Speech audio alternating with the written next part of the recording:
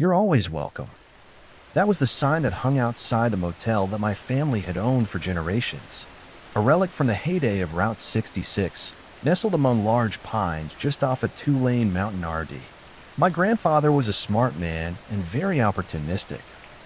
When the cave system nearby was incorporated into the National Park Services, he capitalized on it. He built the motel and shortly after, our home right next to it. As tourism expanded, so did the motel, one room at a time. Eventually, our old living room was converted into the offices, and the door behind the lobby desk led directly into our kitchen. Eventually, our home and the motel were one and the same, and this is where I grew up. My grandfather passed down the business to my father when my sister and I were born. My father had also grown up in this isolated motel, so my mother always said he was hesitant to force the same fate on us. Well, my grandfather died suddenly, though it was less of a choice and more of fate forcing itself on him. I have memories of my father talking about selling it, but that seemed to fade as we settled in as a family. Things seemed to go well for us, for a while at least. I remember this part of my childhood fondly. We lived in a place that seemed to only be described in fantasy books. My sister and I would play in the woods and wander down to the caves, where we enjoyed free admission just for being cute kids and the only locals for miles around. These were the good times. Unfortunately, shortly after my older sister's 9th birthday, she began to get sick. The doctors in the city wanted to see her often, and it wasn't easy for my parents to get down the mountain in our old truck. She was diagnosed with a rare form of leukemia a week before her 10th birthday. I don't remember her death, but I remember the weeks leading up to it, when the doctors informed them that there was nothing more that could be done. My parents insisted on bringing her back up to us, to the motel. They set up some machines and other medical stuff in her room to help ease the pain. I wasn't there when she died. My parents, for whatever reason, had sent me to my aunt's. Looking back now, I understand why. When I returned, though, my sister was gone. My mother did not take her death well. My sister's room was cleared of any trace that she once lived there, and I wasn't allowed to say her name every day. There seemed to be less and less evidence that she'd ever even lived there. Eventually, my mother went so far as to remove any photo we had of her from the house. By the time I was a teenager, there truly was no trace left of her existence. I hate to admit it, but my memory of her face had even gone. But I remembered what she smelled like, soft lavender. I left the motel when I went to college, and lived an exciting yet uneventful life far away from that small spot on a mountain. But as my parents grew older, they needed more help, and I felt myself drawn back into that old mountain motel.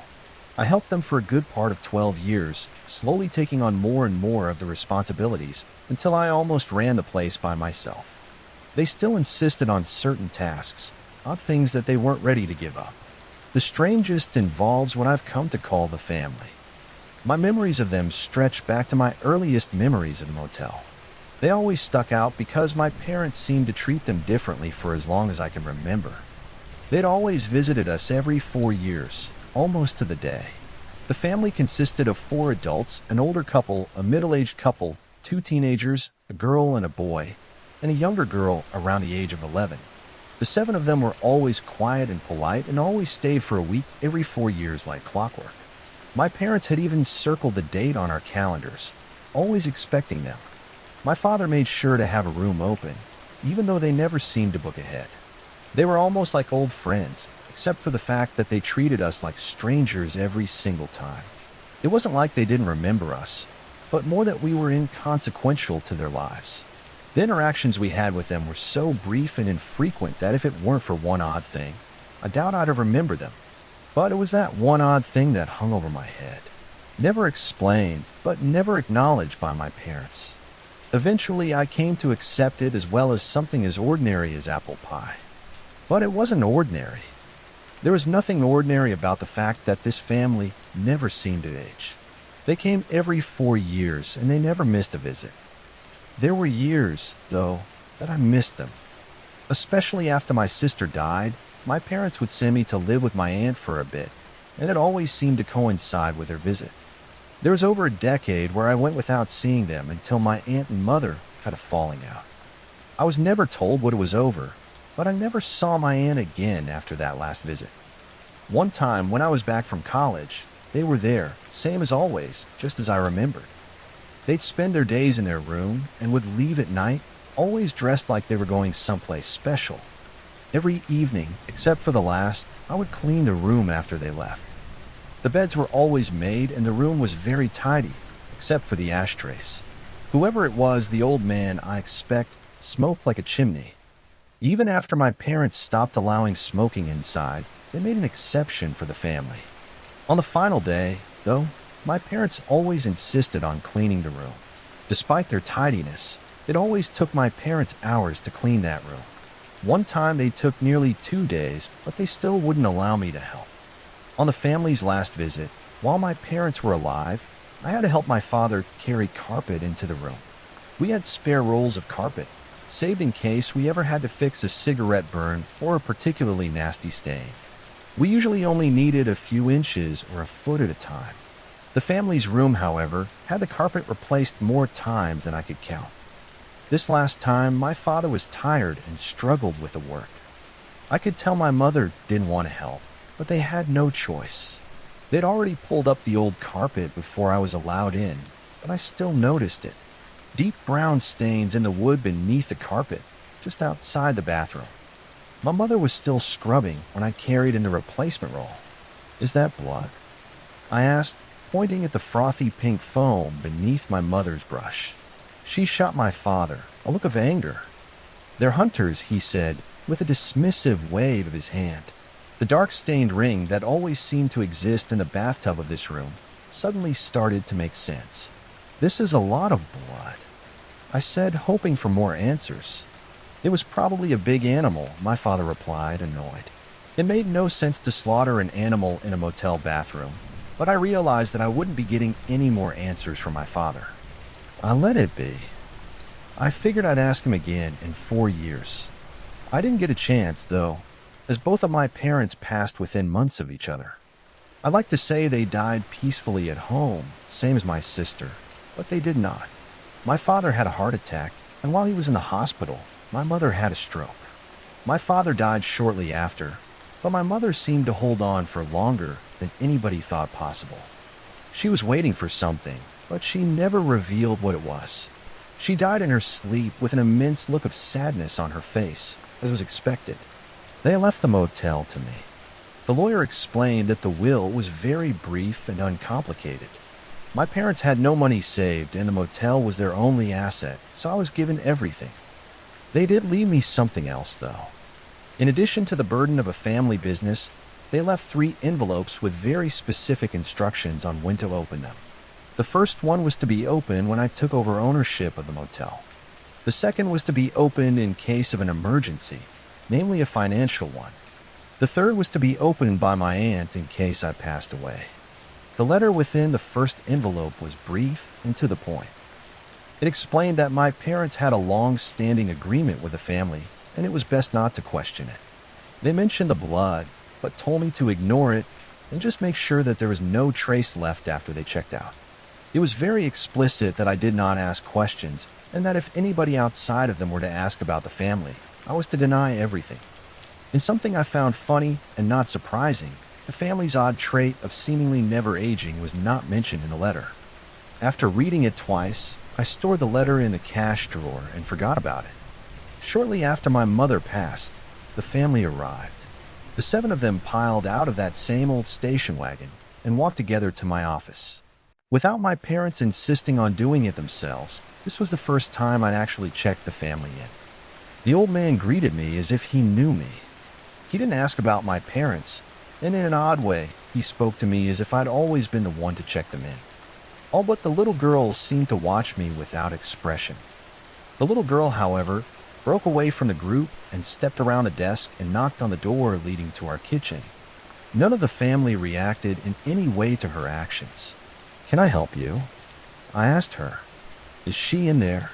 She asked, almost emotionless. "It's just me now. My parents passed a few months back," I explained as I grabbed the room key. The older man took the key without acknowledgement of the fact that my parents were dead, but the little girl broke down. She began to sob and yell for her mother, but instead one of the teenagers took her by the arm and pulled her along as they left together. Her sad eyes met mine, and for a moment I felt an unspoken grief between us over my parents' absence. I realized it was the first time that anybody outside of myself had shown any reaction to their loss. It felt good. It made me feel less alone in this isolated little motel. I watched as the family dragged the little girl back to their room to unpack and settle in. I remembered then how my mother used to treat this little girl. She always seemed to dote on her when they'd visit. After my sister's death, my mother was less than affectionate, especially to children that weren't her own. Except, that is, for this little girl that came around every 4 years. Their stay was uneventful, and after that night, even the little girl all but ignored my presence. They left at night and returned before morning, usually without notice. Their rooms, again, were always tidy except for the cigarettes. Before they checked out, I read the letter from the first envelope one more time. It had also mentioned that at checkout they would pay in cash and leave behind a small paper package sealed with twine. The note instructed me to never open the parcel, but instead put it in a safe that I had no idea existed before reading the letter. The safe itself was filled with more small paper bundles tied with twine. I did as the letter instructed. Sure enough, after their final night, there was blood. It wasn't a lot of blood, but enough to cause concern. The bathtub had been filled with it and then drained, leaving behind a crimson film ring around it. The tiled floors were sticky, and the carpet had soaked in whatever bled out of the bathroom.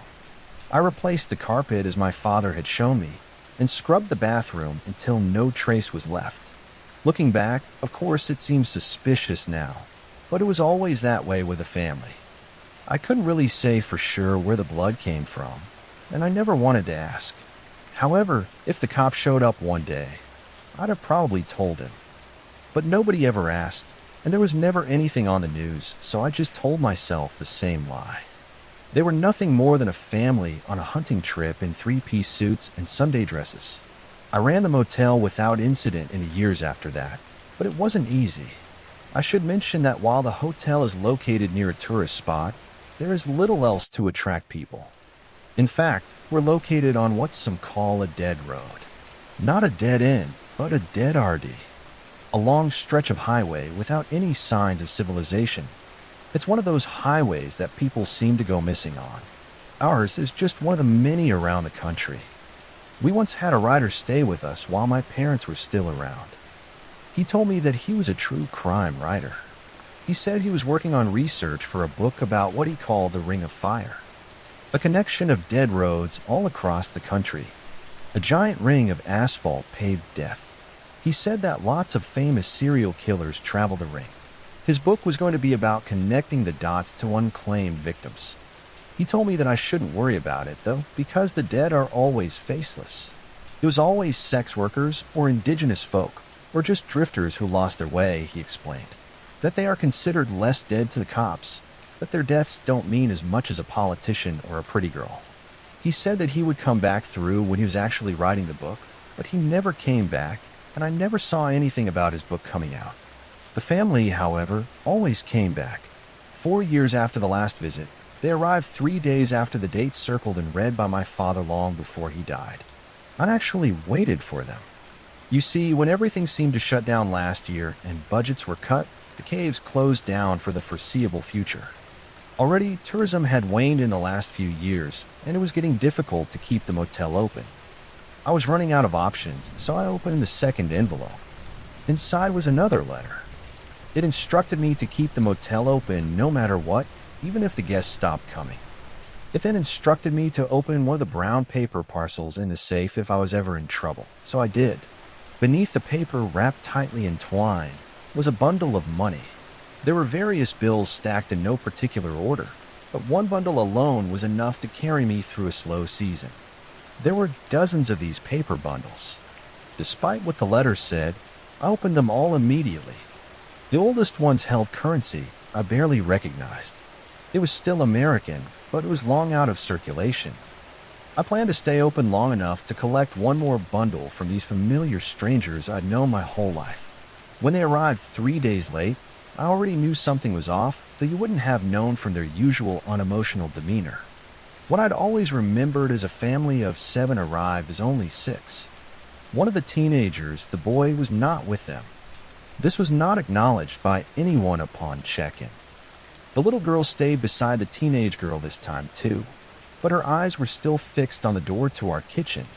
At this point, I cleaned out all the other rooms except theirs. Nobody had stayed the night in weeks anyway, so I took my time with it. When the time came for them to check out, they paid in cash and handed me the brown paper parcel wrapped in twine. I hate to say this, but your family will officially be the last guest we host here, I explained, trying to break the news casually. The man stared at me blankly. The little girl looked up at the teenager, but the teenage girl did not react. The man did not seem upset nor happy about it. As always, he was emotionless. "Okay," he said with a fake smile. And with that, he turned to leave. The family followed after him, but the little girl pulled away from the teenager. She stood there, staring at me for a very long time. "You better hurry," I said, pointing at her family, trying to break the awkwardness. "Do you not remember me?" she asked. "Of course I do. You never change," I replied. I could see the old man out in the parking lot as he packed up the old station wagon. I saw him notice the little girl's absence.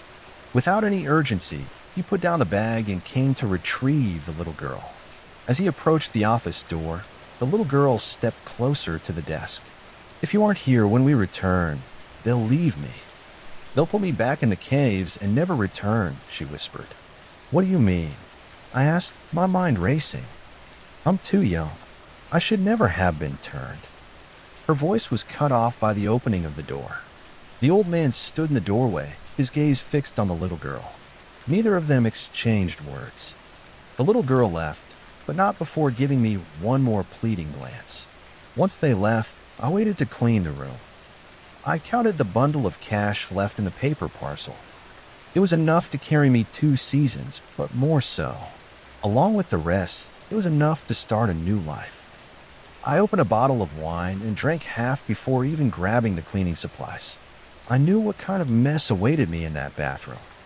At least this time, I wouldn't have to replace the carpet. When I finally made it to the old room, it was morning. I opened the door and the rising sun cast a light across the neatly made beds and overstuffed ashtray. As I walked towards the bathroom, something on the bed caught my eye. Laid neatly on one of the seemingly unused pillows was a photograph. I put down my cleaning supplies and picked up the photo. It was torn on one side, so it was only half of the picture. It shouldn't have been shocking, but it did catch me off guard. It was a photo of the young girl, and she was holding hands with another child. Me. It made sense, since I'm sure we'd known each other our whole lives. There was nothing unusual about me, except for how happy I looked. Her, on the other hand, seemed somehow different. It took me a moment to realize what was off about her, but when I did, I gasped. She was younger. Not much younger than she appeared now, but younger than I'd seen her in decades. The photo itself was taken here at the motel, just outside of the office. I'd recognize the background, not only because it was a familiar space, but because I'd seen this photo before somewhere. It clicked. I abandoned the cleaning and ran back to the office with a photo in hand. Hung above the fireplace in the office, just across from the desk, was a collection of photos my mother had curated over the years. It was mostly my parents and I, but there were also snapshots of famous guests or old regulars. I ran my fingers over the torn edge of the photo of myself and the little girl, and I remembered one specific photo that hung over the fireplace. It was small and odd-shaped, but it was my mother's favorite because of how happy my father and her looked. It was just the two of them standing outside the office, smiling. It was taken in the same spot as the one between me and the little girl. I ripped the photo of my parents off the wall and broke the frame, too impatient to be delicate. I pulled the small, odd-shaped photo from the frame, confirmed my suspicion. It was torn. I held a photo of my parents, up with a photo of the little girl and myself. They were two halves of the same photo. And though I couldn't remember her face, I knew immediately who the little girl was. I held the photo close to my nose and breathed in deep, soft lavender. She was my older sister. I now understood the deal my parents had made. I had made the decision to close the motel long before my sister left that photograph. The plans were in motion, and it seemed as if nothing was going to stop the sale.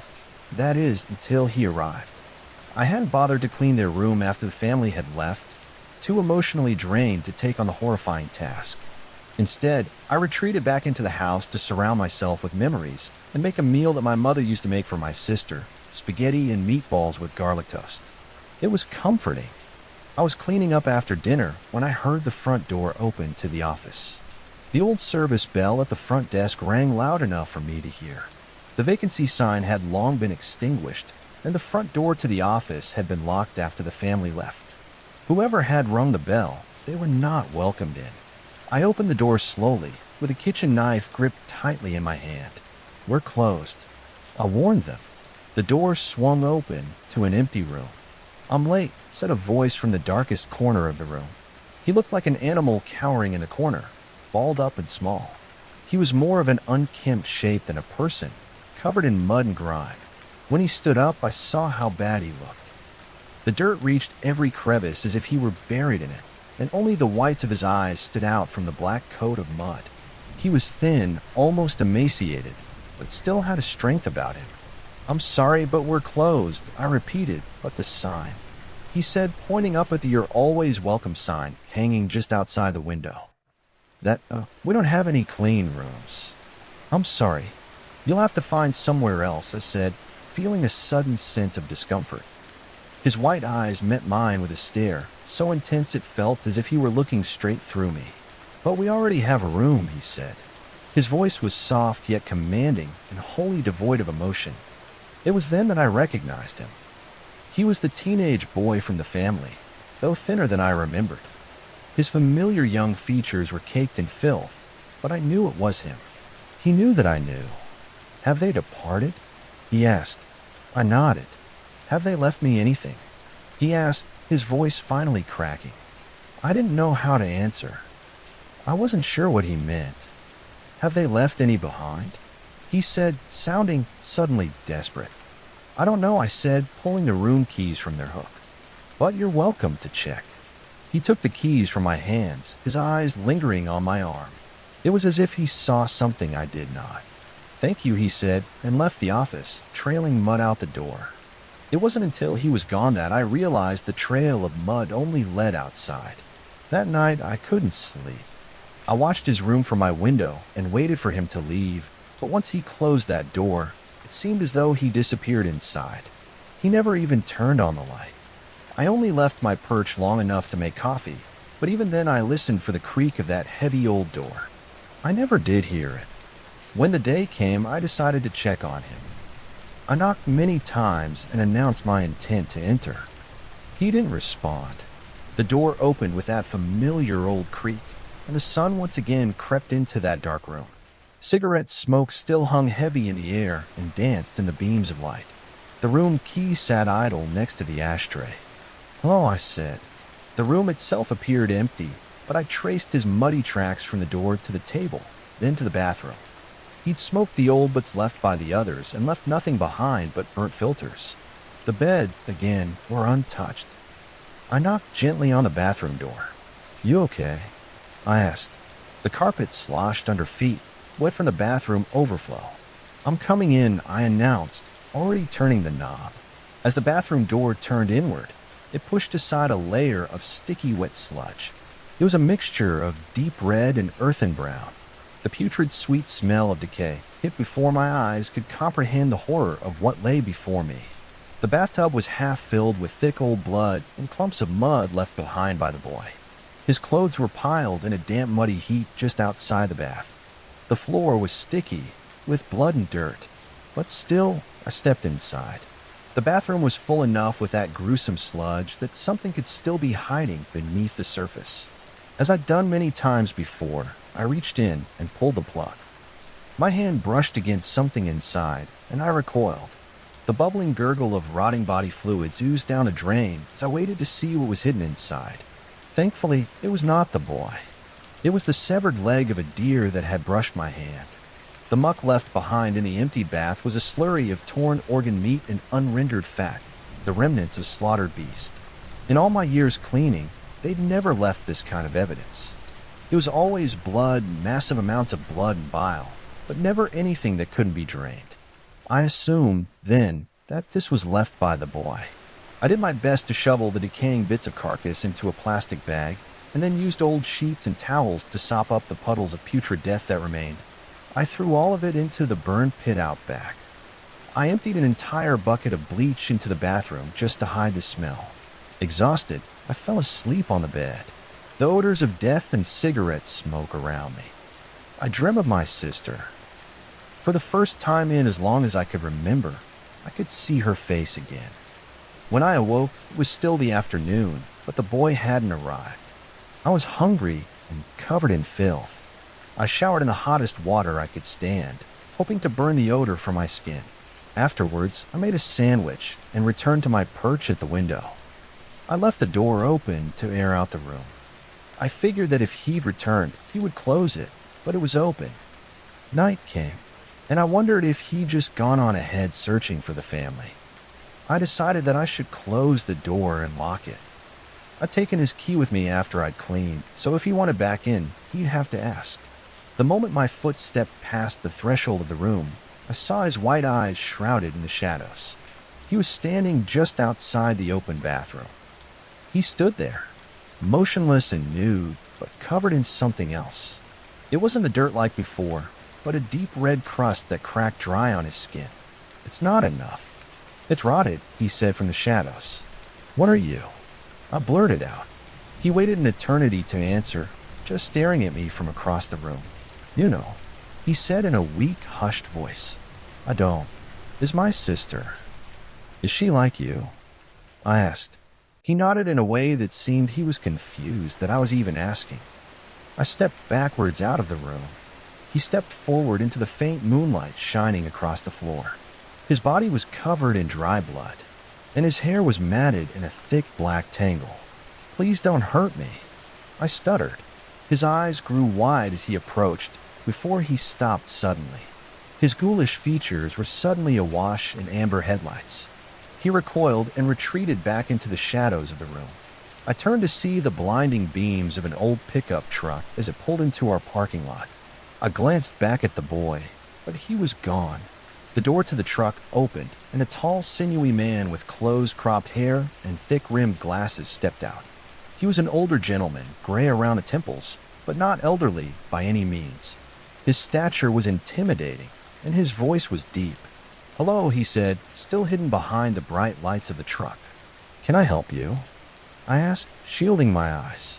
"Sorry," he apologized, then leaned back into the cab and turned off the lights. I felt myself trapped between the monster behind me and the stranger approaching from the front. Without realizing, I backed myself against the wall. "You work here?" he asked, noting my retreat and stepping back himself. "No vacancies," I said, slightly louder than needed. He looked around the lot and squinted at the darkened motel sign. "Right," he said. "We're closed now." "I'm sorry," I said, slightly softer. "I'd like to stay the night if that's possible. It's been a bit of a drive, and we both know there aren't any options anywhere close. We don't have any rooms available," I said, clearing my throat. "What about that one?" he asked, pointing behind me to the open door. "It isn't clean," I explained. "I don't mind," he said, closing the door to his truck. "I can pay in cash if you fancy it." I shook my head. He leaned one hand on the truck. "None of the rooms are furnished. This one was, but an animal got in there and died. I was cleaning it. It wouldn't be sanitary." He stepped forward into the lights of the motel. His face was hard and serious and altogether unsettling. I couldn't help but think back to that writer about what he said. This man could be one of them, I thought. Here I was with my back to a danger that I couldn't comprehend while in front of me stood a potential serial killer. He must have read the discomfort on my face. "Okay then, do you mind if I park here for the night? Sleep in my truck?" he asked, trying to sound disarming. I thought about it long and hard. "I don't see why not," I said, against my better judgment. He smiled and opened the door to his truck. "I appreciate it," he said, disappointed. I turned back towards the room, But even with the light from the truck, I couldn't see inside. I closed the door and locked it. After that, I locked every door I walked through until I was in my own bedroom.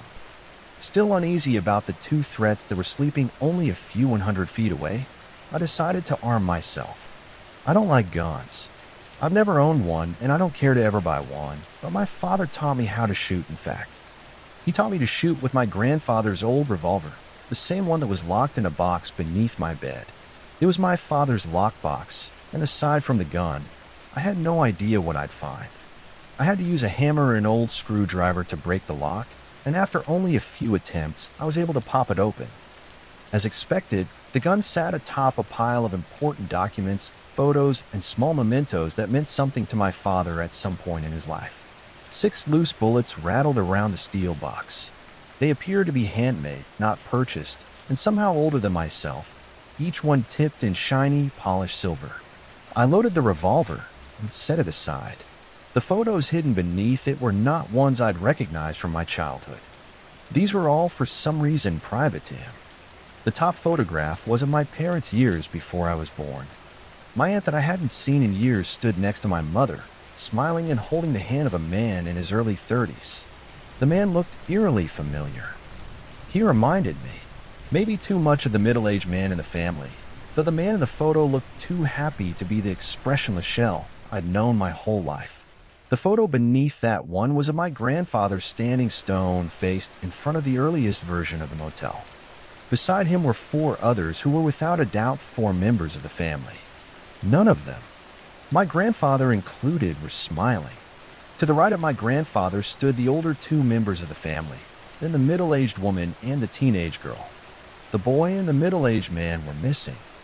The photo was old and faded, but even then it was clear they looked the same as they did only a few days ago. Beneath that, I found my sister's birth certificate, old bonds, the deed to the motel, and other uninteresting documents of worth. Below everything, though, was one more thing. The stiff card wrapped in the same paper the family's money was wrapped in, tied with the same twine. I opened it. I unwrapped it, to reveal the backside of a photograph newer than the others, with Chicago 1974 written in a handwriting that was foreign to me. It was not my mother's or father's. I flipped the photo and felt a cold chill run down my spine. I saw myself younger than I'd ever seen in any family photo. I was dressed in corduroy overalls and standing in front of an old building. The oddest thing, though, was that I was standing between 2 vaguely familiar adults holding their hands. All 3 of us were smiling. I wish I could say I was able to place their faces, but I could not. I had to assume they were family friends, but to my knowledge, my parents never had many friends, and those that did would be the ones to visit us. My entire life, my parents made the motel the priority. We'd never taken a family trip together outside of a holiday weekend at my aunt's. In fact, as far as I could recall, neither of them had ever mentioned visiting Chicago, and they definitely never said anything about seeing friends there. Who were these people? Where were my parents? Why wasn't my sister with me? My breath grew more rapid with each thought, and I slammed the box shut. I already had too many questions that seemed to be impossible to answer. I wasn't ready for more. Thankfully, the exhaustion overwhelmed my mind, and I eventually drifted off to sleep. The loaded gun sat safely on the nightstand next to me. I'd even pushed a chair beneath a knob of my bedroom door. With the heavy curtains pulled closed, the sun never crept in, and I woke very late in the morning, even before coffee. I made my way out to the parking lot. The truck, however, was already gone. I started to feel a tinge of guilt for judging the strange man as I did. That guilt, though, would only deepen as the day progressed. I opened the door to the boys' room. The morning sun flooded in, immediately casting away any dark corners. The smell of iron hit my nose. The carpet leading to the bathroom door was soaking wet. The door was unlocked, but as I opened it, I heard the familiar slosh of coagulated blood being pushed aside. I stepped into a familiar, but no less unsettling sight of a tiled white bathroom coated in crimson blood. I prayed to myself that it was again that of an animal, though even that did not sit well with my conscience. Just to be safe, I decided to clean. I needed to be sure that no trace of the teenage boy was left behind, just in case somebody else came through unexpectedly. That strange man now made me nervous in an entirely different way. I was so focused that I forgot to make myself coffee. Instead, I went straight to work sopping up the massive amounts of blood.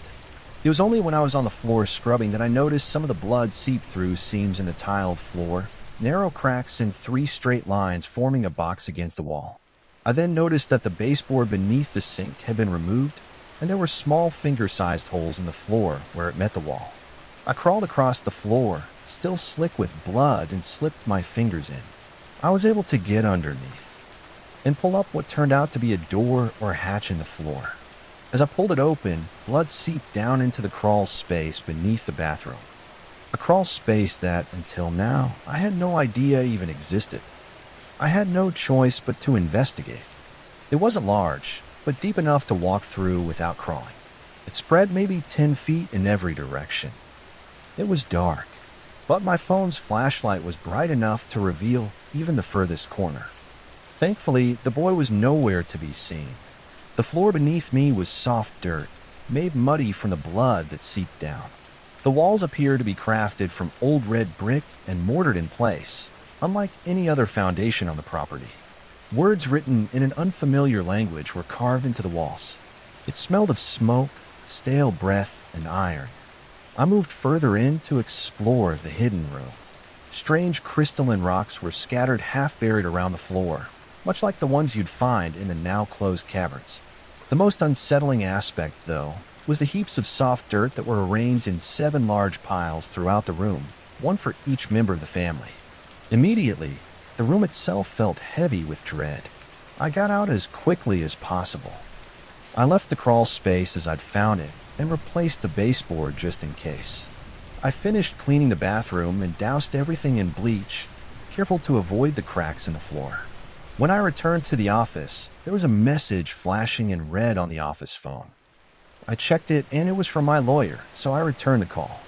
He informed me that the buyer from the property was expected to stop by. I was told he wanted to see it firsthand, but he was an odd fellow and may not announce his intentions. I could only assume it was the man from last night.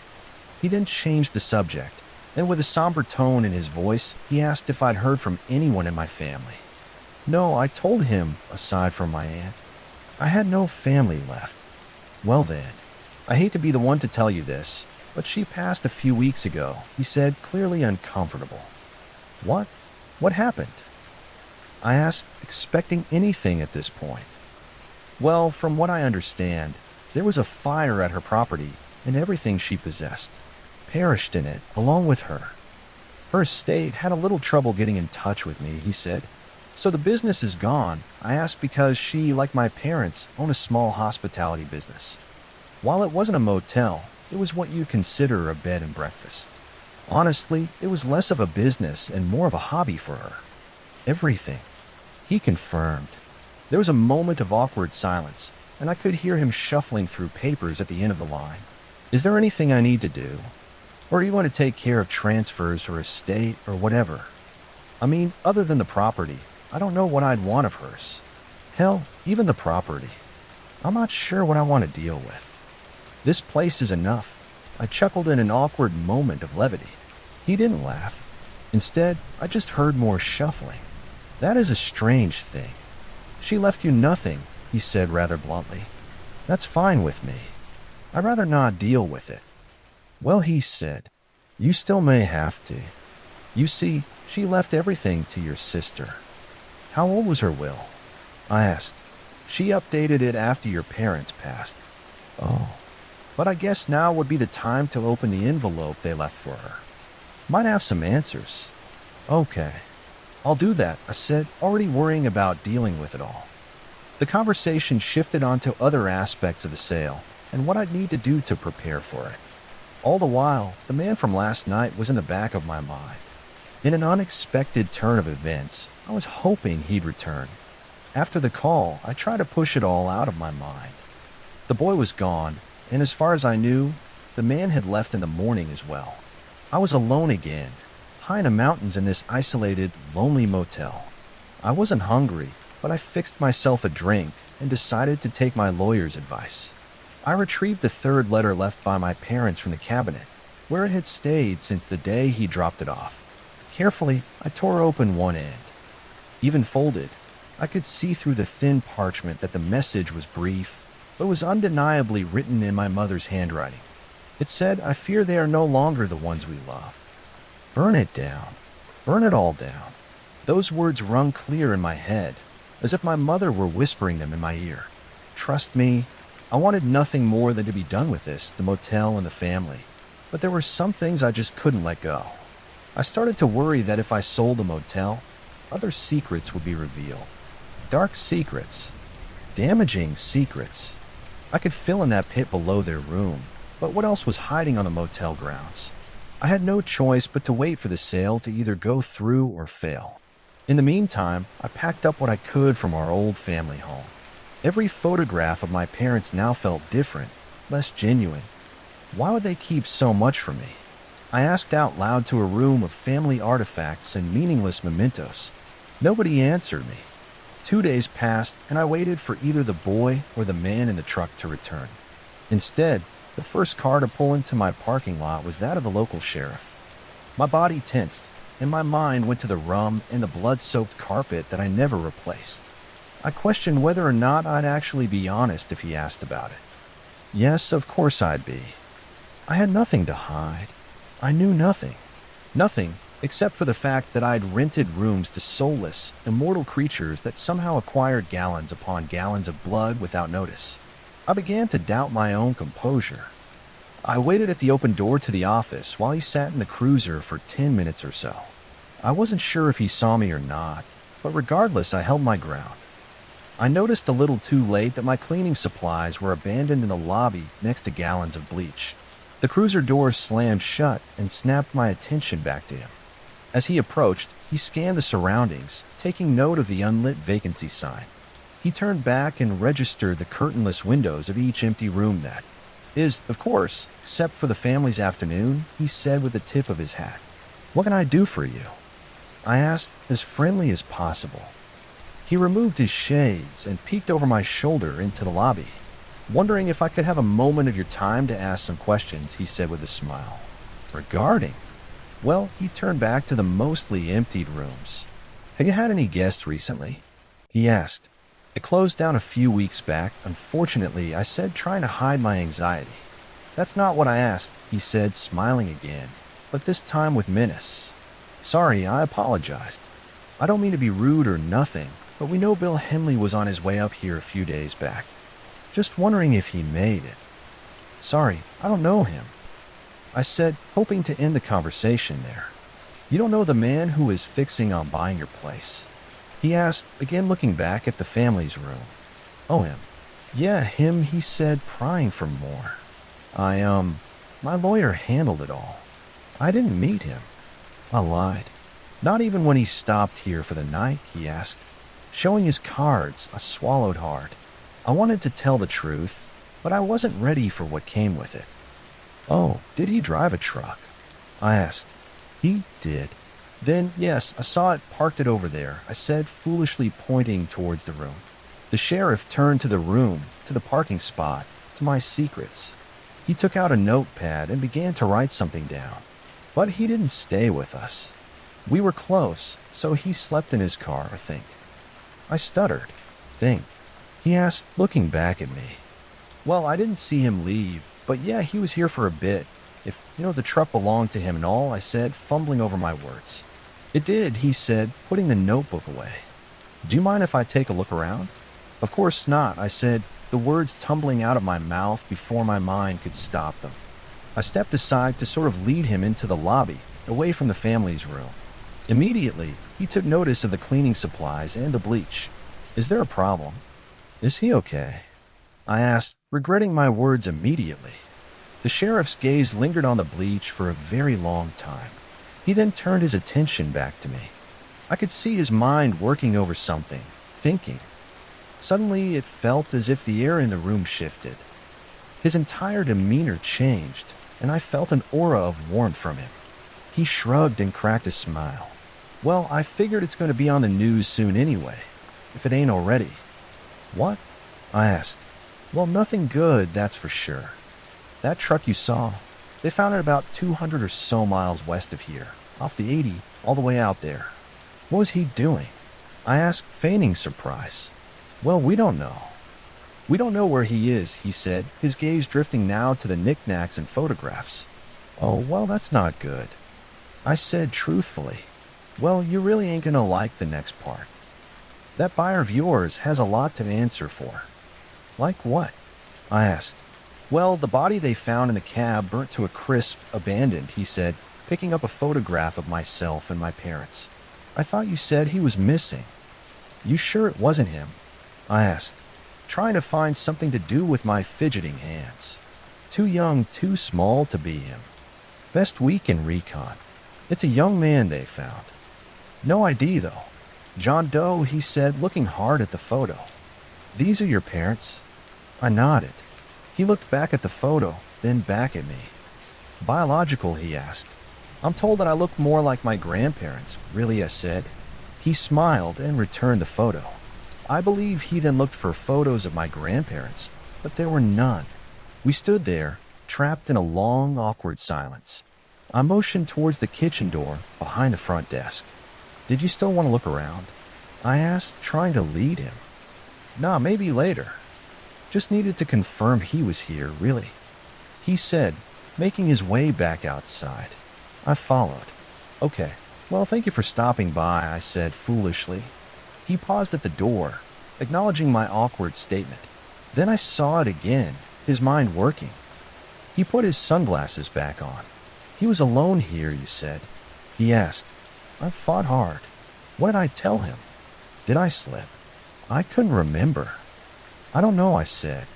He looked at me as if he could tell I was lying. Could have been someone else in the truck. It was dark. I can't say for sure. I stammered out. He nodded in acceptance. Thank you for your time, he said. And with that, he was gone. But as he drove by, the only remaining curtain still hanging in the motel rooms, he made a point to slow and look as he passed. I waited until he was out of sight and then ran back home as fast as I could. As soon as I reached the bathroom, I vomited. My nerves were a tangle of anxiety and guilt. I knew that the body they found had to belong to the teenage boy. But what about the man? He was either still alive or still here. I searched the motel grounds for any sign of the man or other secret spots. I wandered past the property line into the clearing, and with the sunlight beating down on me, I had an epiphany. The teenage boy was on his way to another place like ours, a sanctuary. He would never have let himself get caught outside like that, not on purpose. In all my years of knowing the family, I'd never seen them at any time close to dawn or dusk. They were experts at avoiding the sun. Wherever he was going, he couldn't have been far from his destination. I knew what I had to do. I had to find their next stop. I had to know if it was anything like the motel, and if it was, how. Why could there be more of these earthen rooms cluttered with crystals and soft dirt, covered in strangely written runes? I had to know. I packed what I could into a small car and locked up the motel. Before I left, I made sure to reload my grandfather's gun and place it in my bag, which I then placed on the passenger seat. I wasn't sure what I was looking for, but I was fairly certain that if I found anything, I had to be ready. The drive was long, but I drove slowly. I kept an eye out for any building or structure that could hide them. Luckily, the highway was an extension of the one that the motel sat on. It was another dead road, a long stretch of nothing, so spotting anything would be easy. As I passed the 200-mile marker, I slowed to a crawl and leaned over my steering wheel. An old barn crept into view around the 220 mark, and I knew it had to be there. It was the only building within miles. I pulled into the old dark road alongside deep tire tracks left when the rain softened in mud. I stepped out of my car and pocketed the revolver. The sky overhead was gray and made for a dark afternoon. I followed the tracks as they led into the old rotted barn. The heavy doors were in disrepair, but the hinges swung as if they were new. Inside, the barn was what you would expect from an antique structure. Old brittle hay and rusted equipment were left and forgotten. Everything looked as if it hadn't been touched in decades. Everything except for a strange metal watering trough in the center of the barn. The sickening realization of what it was had set in before I even saw the familiar dark rings around the inside. Like the bath in their room, this had been filled with blood. The ground surrounding the trough was stained from decades of crimson ichor seeping into it. As I stepped close, I stomped. The hollow echo of an empty chamber could be heard below. I kicked aside the dust and hay to reveal the trapdoor. There was less effort put into hiding this one, but then again the location itself was a hiding spot. I found the finger holes and pulled open the door. That familiar scent of smoke, stale breath, and iron wafted up. I pulled the revolver from my pocket and climbed down. The room was smaller than the one at the hotel, but it was very much the same. Odd words were again carved into the walls, but were replaced brick in this more ramshackle construction. The strange crystalline rocks were placed around the room in a pattern I hadn't noticed at the motel. There were fewer here, but enough to catch my eye. I pulled one out of the dirt and held it in my hand. Soft, dusted salt seemed to rub off with the slightest touch. It was heavy in my hand, more than you'd expect. I held it into the light from my phone. There were dark red and blue mineral veins streaking through the otherwise milky white crystal. It was so dry it felt as if it sucked the moisture from my fingertips. I pocketed it and continued on into the darkness. My foot sunk into an exceptionally soft patch of dirt. I realized I was standing on one of the earthen mounds, same as the 7 in the motel chamber. One, however, was unlike the rest. The dirt was discolored and more dry than the other mounds. There was also a fleck of white protruding just beneath the gray and fertile soil. Hunched over, I made my way to the dying mound and uncovered a note written on a white piece of paper. A white piece of paper that just so happened to be stationary from our motel. It read, "Father, if you found your way here, I'm sorry. We waited for 3 days, but the fire burned so hot. The master said you could not return. I begged her to wait, but the soil grew damp and we had to move on. If you've made it here, you know about the orphan. Our oldest home is in danger. In my slumber, I still feel your presence, so I have hope you will find us soon. Hopefully, so as we've left you a meal in the old farmhouse far from the road. I hope that it gives you the strength to find us again. Son, Matthew, I left the note where it laid. The farmhouse in question was far from the barn, but I worried that driving up might bring unwanted attention. I walked through waist-high grass on the untilled soil of dirt farmland. This plot of land had long been forgotten. The house itself was in better condition than the farm, but not by much. It had been lived in recently, but how recently I couldn't be sure. It was far from the highway and isolated in a way only rural homes can be. I approached from the side of the home and peered through the dust-covered windows. The decor had a timeless, untethered look, and it was unclear if it had been abandoned for years or if the residents just had a peculiar taste. Regardless, I saw no signs of movement inside. I thought about entering through the window, but caught myself and did the rational thing. I knocked on the front door. I thought I heard a brief flurry of restrained movement somewhere inside the house. My hand went immediately to the revolver. My voice was knotted and stuck in my throat. I swallowed hard and tried to call out, but my nerves wouldn't allow it. Instead, I reached out for the doorknob, and the moment my fingers made contact, the door drifted open. I felt as if I were being invited inside. My shoes slipped slightly on an old pile of mail stacked up from years of neglect. Some were postmarked from as far back as the late 90s. My first instinct about the decor was correct. Thick layers of dust seemed to coat most things in the home, but certain spots had been wiped clean with use. A path and a hallway rug was worn down from recent footsteps. I followed them to the kitchen. There were dishes in the sink and a box of discontinued cereal on the counter next to an empty jug of milk. The power had long ago been shut off, and the contents of the fridge had rotted past the state of decay and no longer even smelled. The ashtray on the kitchen table, however, was packed full of fresh butts. A single unsmoked cigarette was left next to a matchbook. One thing became obvious. The meal was not left in the kitchen. "Hello?" I called out, adjusting my grip on the revolver. A metallic rattle and a pained moan came from somewhere in another room. I stepped carefully in the direction of the ghostly noise. I could hear a subtle, rhythmic tapping coming from behind the door of a room at the end of the hallway. The distance to that door felt longer than the distance from the house to the barn. The long, drawn-out moan seemed to seep out from beneath the cracks in the door. I removed the gun from my jacket pocket, and with my other hand, I carefully opened the door. The ghoulish noise ceased in the moments that the door opened. Replaced by the squeak of unused hinges, I stepped back and aimed. But it was just a bathroom. The soft blue and Pepto-pink tiles were not the horror I expected on the other side of the door. The pipes beneath the sink let out another ghostly moan as they groaned from unuse, and the steady drip of a leaky faucet pattered behind the shower curtain. I understand now that it wasn't the brightest idea, but I'd driven for hours and I had no other options, none that would provide the comfort of a seat. So I placed the gun on the sink and sat down. I only had a moment of relief. Before I saw the silhouette behind the semi-opaque shower curtain, I pushed on the curtain thinking it was just a trick of the light, but my hand made contact with something solid. Before I could stand, the silhouette formed into the figure of a person as it reached out towards me. I stood quickly, but a withered white hand covered in blood emerged from the shower. I tripped and tried to catch myself. I grabbed hold of the only things standing between myself and the figure of the shower curtain. As I fell back, the curtain tore from the rings and fell onto me. Frantically, I crawled backwards out from under the curtain and out of the room, away from the gun. I struggled to my feet, realizing that the thing standing in front of me was not pursuing me. Instead, the emaciated figure of a dead man hung suspended above the bathtub, swaying slightly from my push.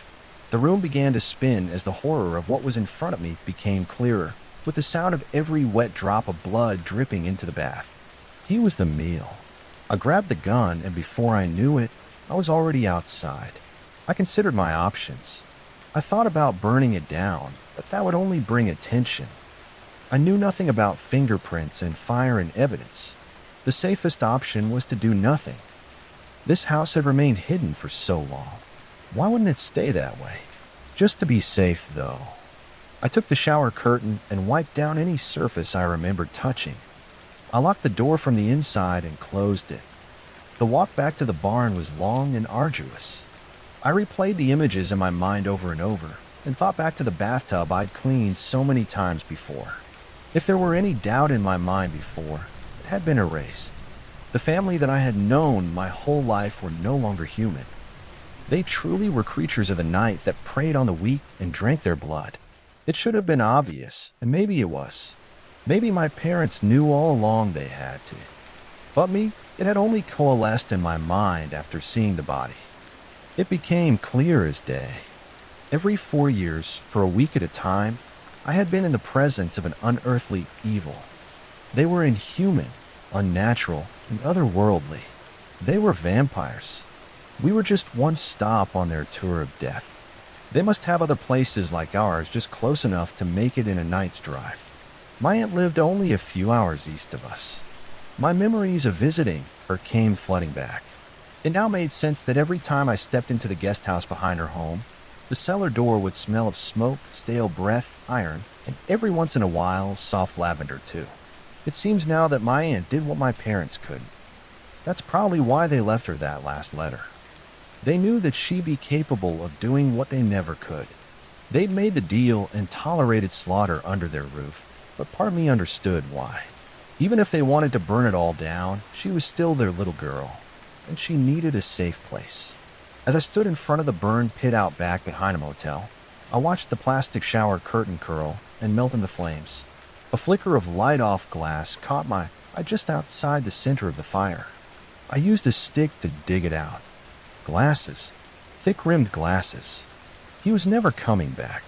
Bill Henley, the man who was going to purchase my motel, was not coming back. Like it or not, this motel was still mine. And as far as I knew, I still had 4 years to figure out what to do with it. Over the next few days, I was little more than a ghost haunting the motel grounds. I drifted from room to room, trying to cobble together a purpose. I quickly realized that I was bound to this property, and whether it was an ancient family curse or a legal contract, I was supposed to stay here and maintain the property. I felt obligated to protect my sister, even if she barely resembled the little girl I remembered. My mother, for all her faults, had done what she could to protect her daughter. Working over the events in my mind and recounting the visits of the family, I come to the conclusion that my parents had made a deal to save my sister. I remember her illness. I remember her withering away before my eyes. She was going to die. It was a fact, but somehow she didn't. She continued living as an eternal child, cursed to walk an ever-evolving earth as she herself was frozen in prepubescence. They'd changed her, and I was determined to figure out how. I looked for clues in my father's old lockbox, but found little more than unfamiliar photos and documents that no longer had any relevance. One thing that stood out, though. It was an early memento that my grandfather had kept. It was the first brochure for the cave system. If not for the scribbled red circle on the map, it may have been worth something. I spent an entire day sifting through the dirt in the space below their room. The soft earth that filled their mounds was starting to change. With the exception of what I assume was the teenage boys, the dark earthen mounds were starting to dry and crumble. The boys' spot was still dark with a fresh dampness about it, though it grew more dry and brittle with every passing day. The salty crystalline rocks placed near each mound seemed to draw out whatever moisture was in the dirt, drying it into a dead, useless dust. The crystals themselves were not unique, nor rare by any means. They were the same ones that lined the ceilings and floors in the deepest chambers of the caverns. I remembered them from my childhood visits. I felt a strange longing to return there. I needed to uncover its secrets. While they'd been closed for almost a year now, there was still a park ranger named Graham who remained on the premises. He would sometimes stop by for some of our free lobby coffee, always overpaying. He joked that we were the only coffee shop in town, which was partially true. I hadn't seen him in a few months, but his truck would pass by regularly as he would survey the outlying grounds. I could tell he was bored, and I thought that I could manipulate that into an eagerness to help me. I called ahead, but the line went straight through to an automated recording and apology to potential visitors about the indefinite closure. With little else to do, I made some coffee and filled a thermos for him. I drove down to the closed lot and parked just outside the locked fence. I could see his truck parked outside, so I knew he was there. He saw me arriving on the security camera, so he was already greeting me with a wave as I crossed the closed parking lot. In the afternoon, Graham, I said on approach, "What brings you down here?" "Research," I said, asking myself the same question. "When was the last time you made it here?"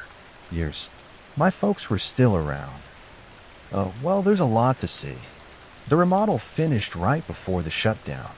I've been dying to show somebody around, so I'm glad you're here," he said, opening the door. I gave him the coffee, and his eyes went wide. He stopped coming by after I closed up shop, so I could tell he was grateful to have one last cup. We walked into the dimly lit lobby, potent with the smell of new carpet and fresh paint. "Wait here, I'm going to go turn everything on," he said, clearly excited. I stood in the darkness for almost a minute before the lights came on with a quiet hum of electric life. The lobby was filled with media displays of the cavern's history. There were photos and stories of opening day with updates for each anniversary. As I waited for Graham to return, I studied the older photos behind the glass case nearest to me suddenly. The hairs on my neck stood straight. I swore I could feel someone watching me. It was only then that I noticed his gaze staring back from one very old photograph. In it, a familiar figure stood at the center of a group of visitors looking back at me. It was the old man from the family. It was as if he were somehow staring at me through the photo. His eyes locked on the lens of the camera and in turn on me. It was hard to discern his age in that old faded photo, but he looked very much the same as he did today.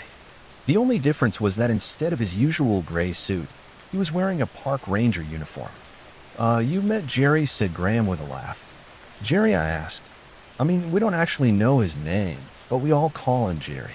He was one of the first rangers to work the park. Him and his colleagues were responsible for a lot of the early mapping of the cave system. This photo and a bunch of other stuff was found locked in an old utility closet.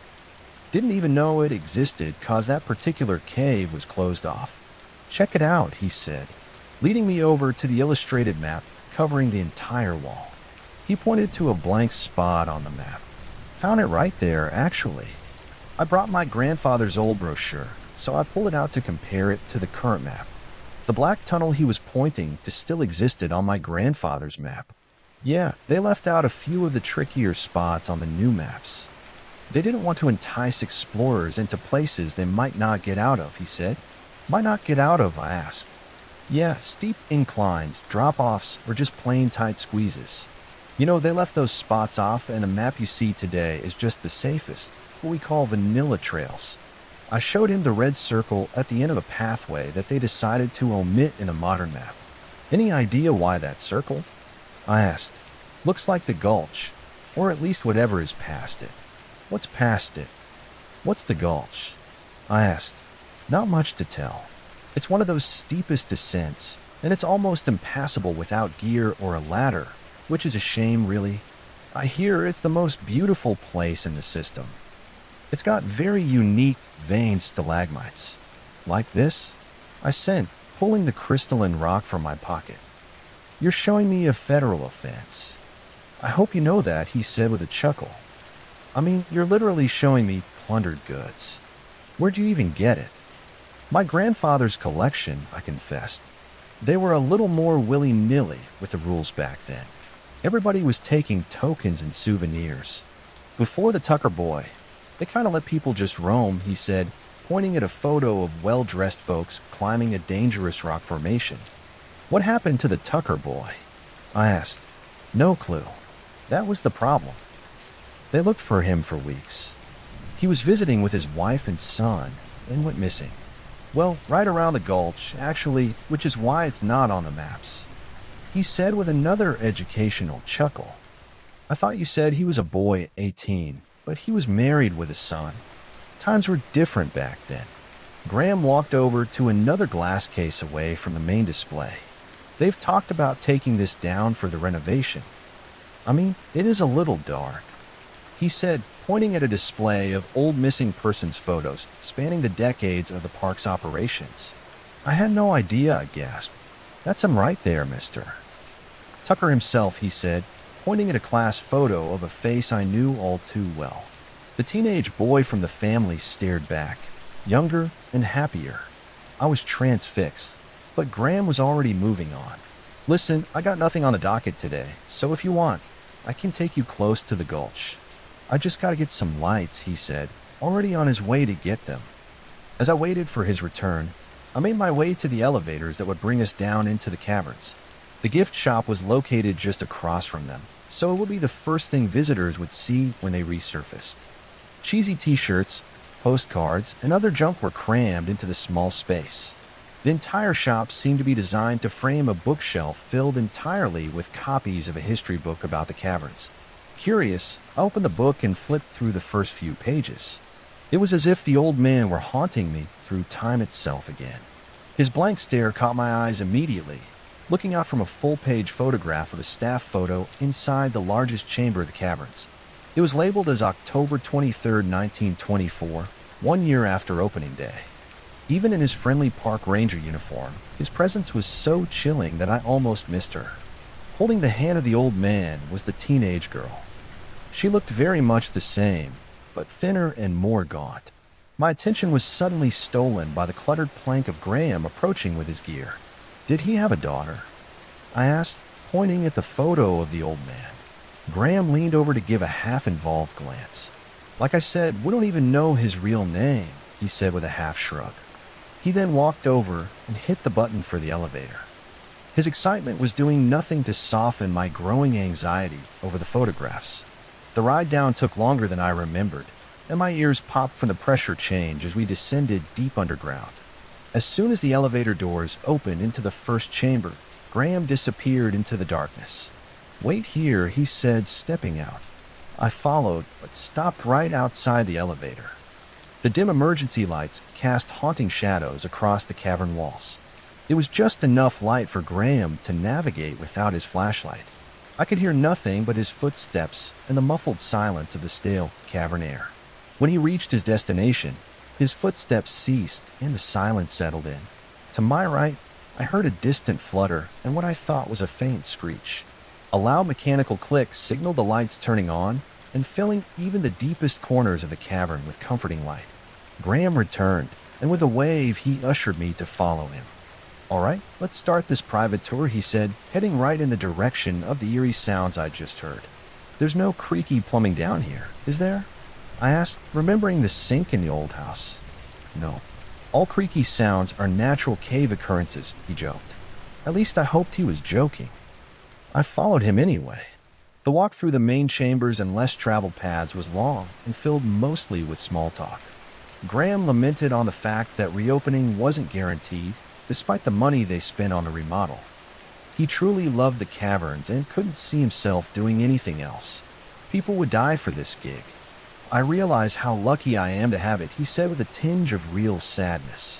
It became obvious that we were reaching the end of the modern map, because the lights started to stagger more with longer distance between each light. The fixtures themselves were older than the rest, and some were entirely out, creating breaks of darkness in the already dim cavern. Each time we reached an old iron gate, he would search a massive key ring for the one out of dozen keys that would open it. Eventually, the lights no longer lit our way, and he switched on the lamps and handed me a helmet. "I probably should have given you this earlier, but these low ceilings make it a necessity now," he said with a smile. I followed behind him in a half-crouch as he pointed out interesting geological sites that had been hidden from the public for decades. I noticed that some of the cave walls were starting to display that same dark red and blue mineral veins as the crystals I'd collected from their chamber. "What's that?" I asked, pointing to rune carvings I recognized from the room below the motel. "No idea what it says. Old-timey graffiti, I guess," he assured me. As the ceiling and walls seemed to close in around us with each step, the warm air seemed thicker as well. I felt as though it was getting difficult to breathe, and my back was starting to ache from the unnatural posture. Graham must have sensed my discomfort. "It opens up a little bit further ahead." "We're almost there," he said, trying to comfort me. He was right, and as soon as we reached the next chamber, the air seemed to grow colder as well. The floor that had until now been paved with a gripping cement had given way to the cavern's natural floor, a slippery surface that felt very much like sandstone. "I present the gulch," he said while grabbing a hold of my jacket to prevent me from passing him. He switched on a very bright lantern and lit up the enormous room. My breath left my lungs as I noticed why he'd grabbed a hold of me.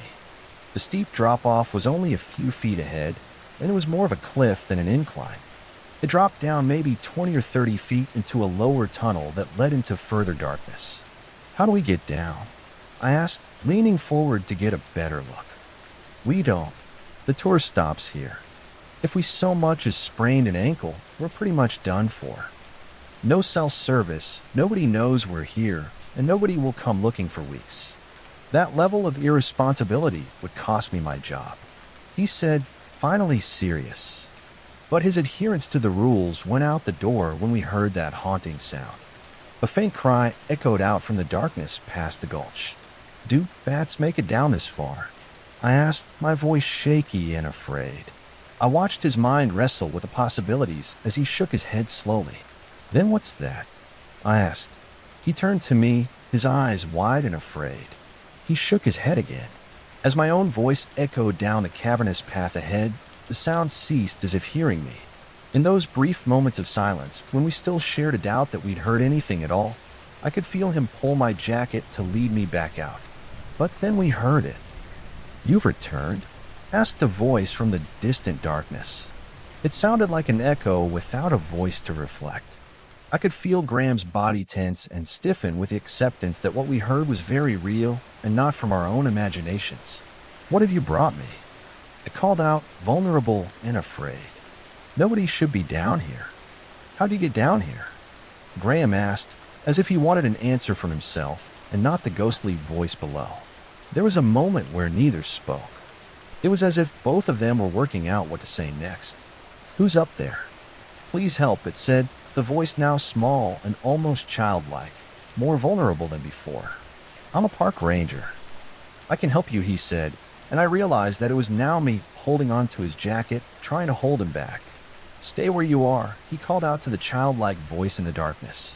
He turned to me with a look of defeat or unwanted heroism. "We have to help," he choked out. "Do we?" I asked as he moved past me to an old metal utility trunk just to the right of the room. As he struggled to find a key that opened the trunk, I peered into the darkness looking for any sign of movement. For a moment, I thought I saw a small pale form move just beyond the edge of the shadows, but my attention was soon taken by the metal groan of the trunk opening. Graham pulled out a rope ladder that attached to the side of the already secured trunk and dropped it below. The ladder unraveled along the steep incline all the way to the floor. "I've been trapped. Please come down and help me," the childlike voice said. I followed after Graham as he descended down the ladder. As my hands grazed the coarse, granular texture of the cavern wall, it felt as if the moisture was drawn from my skin. With each labored step down, the cold, dry air stung my lungs. By the time I reached the bottom, Graham was already halfway across the gulch, with the lantern held high. Somehow, the light seemed to stop at the edge of the shadowy darkness ahead. "How did you get down here?" he asked, walking slowly towards the darkness ahead. "I've always been down here," said the voice, its childlike essence giving way to a frightening growl. At the edge of the darkness, Graham stopped to adjust the lamp, doing everything he could to cast more light towards the unseen voice. With his attention on the lamp, Graham didn't even see it coming. He had no time to react. A pale white figure emerged from the darkness and skittered across the cavern floor, grabbed Graham by the ankles, and pulled him to the ground. The lantern shattered on impact. I stood there, frozen at the bottom of the ladder, my own light only casting a few feet in front of me. "Graham?" I called out, "Run!" He responded in a gurgled, gasping moan. So I climbed. I climbed faster than I thought possible, skipping rungs with each aching pull as my muscles worked on instinct and adrenaline. I could hear the cold, wet patter of naked flesh hitting the cavern floor as the figure raced towards me. When I reached the top of the ladder, I glanced back to see the figure pulling itself across the floor with an unnatural speed. As I turned to pull the ladder up, my light cast just far enough to reach the bottom of the gulch. A withered claw-like hand, covered in bright red blood, reached out and grabbed the bottom rung. It pulled with an inhuman strength. I braced myself and pulled back. I could hear its other hand clawing at the sandpaper-like surface of the cavern wall, struggling to gain footing. I looked to my right, into the open utility trunk. Sitting atop a coil of rope and other gear was a silver-coated pickaxe. As I felt myself teetering on the edge of falling, I let go of the rope. I grabbed the pickaxe, and in one fluid motion I swung hard, severing one side of the rope ladder. But still it climbed, the shriveled torso of a ghost-white child, covering Graham's blood. It looked up from below with soulless black eyes. There was no fear, only hunger. From its waist hung long strips of withered flesh and mangled bone, what I assume were once its legs. The creature made it halfway up the ladder before I swung again, fraying the remaining side of rope. The creature did not slow, undeterred by my pickaxe. My mind raced as I considered my next swing the rope or the creature. I wasn't sure if the next blow would cut the rope, but I was even less sure that I could kill whatever it was that was climbing. I swung. The rope snapped, and the ladder fell below. The creature slid back down the incline, hitting the bottom with a sickening wet thud. I waited with bated breath as I listened for movement. I called out hopelessly into the darkness. "Graham, he is no more," said the voice from directly below. I swallowed hard and held my lantern over the edge. As the shadows crept back, they revealed the creature below. I expected a crumpled, broken mess from the fall, but instead, there it was, staring up at me, unfazed. Though its resemblance to a human was slight, I could see aspects of the family in its emotionless stare and pale, waxy skin beneath wet red blood. The naked figure was child-sized, but its limbs and features were distorted, odd, and long. Its bulbous, veiny head held two bulging black eyes with thin lips that barely restrained sharp, jagged teeth. It looked as though it may have been human at one time, but its form now was nothing more than a legless, emaciated ghoul with dry and withered skin. Its few remaining strands of hair were matted down with wet blood. "Will you please help me out?" it asked. "Why are you down here?" I cried. "They took my legs and left me to rot," it said, with its shark-like eyes locked on mine. "Who?" I asked, already knowing the answer. I gave her the gift, but she turned on me. "I can give you the gift too." if you help me up. How? I asked. I will drink from you, and you will drink from me, and when you slumber beneath this salted earth, it will leach out the very essence of death from your being. We can live here together forever, but each night you will follow me here, and we will die beneath the crystalline earth, only to wake at night, revived by the salted soils. It sent digging its claws into a patch of loose, gravelly sand. My fingers tightened around the pickaxe. What's stopping you from killing me? Want to help you? I asked. Solitude. Eternity is meaningless if you're alone. What about Graham? I asked, pointing into the darkness. Can you bring him back? He is not worthy of the gift. You must choose it. He's nothing more than a meal, sustenance after a famine. But you, I can smell the gift on you. You know of my children. You know what it means. If they are your children, why are you here? I asked.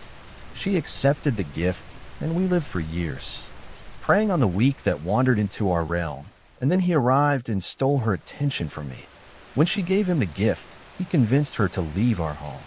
When I refused to let her go, he took my legs and they left me down here to starve. But as I said, death does not come easy down here, not for us. If I help you, can you make me like you? I asked, my voice shaky and unsure. Yes, it smiled. I looked down at the silver axe in my hands. I fought back to the silver-tipped bullets in my grandfather's box. He must have known. The pickaxe was here for a reason, coated in shimmering silver. I knew what I had to do. I tied off the coiled rope in the box and dropped it down. The creature quickly grabbed hold and pulled itself up, one clawed hand over the other. It climbed as its mangled lower half dangled below. I stepped back and readied myself. As the creature crested the incline and pulled itself onto my level, I raised the pickaxe high over my head. Quickly, I brought it down on the creature's skull with a sickening crunch. I let go, and the blood-covered ghoul fell forward onto the ground in front of me. Slowly, it turned its head, and the black, expressionless eyes locked on mine. Silly silver slows, but cannot kill us. It smiled, baring its rows of sharp teeth. As it wrapped its sickeningly long fingers around the handle of the axe, I reached into my pocket. It pulled at the handle, trying to free the pickaxe from its head, too focused on what was in my hand. I lurched forward with the only weapon I had left, the sharp crystalline rock. But the creature was fast and swiped at my feet with an incredible quickness, just as it did with Graham. I fell backwards hard and hit my head on the rocks, but the helmet saved me from an almost certain concussion or worse. I was still woozy when the creature climbed on top of me, the pickaxe still embedded in its skull.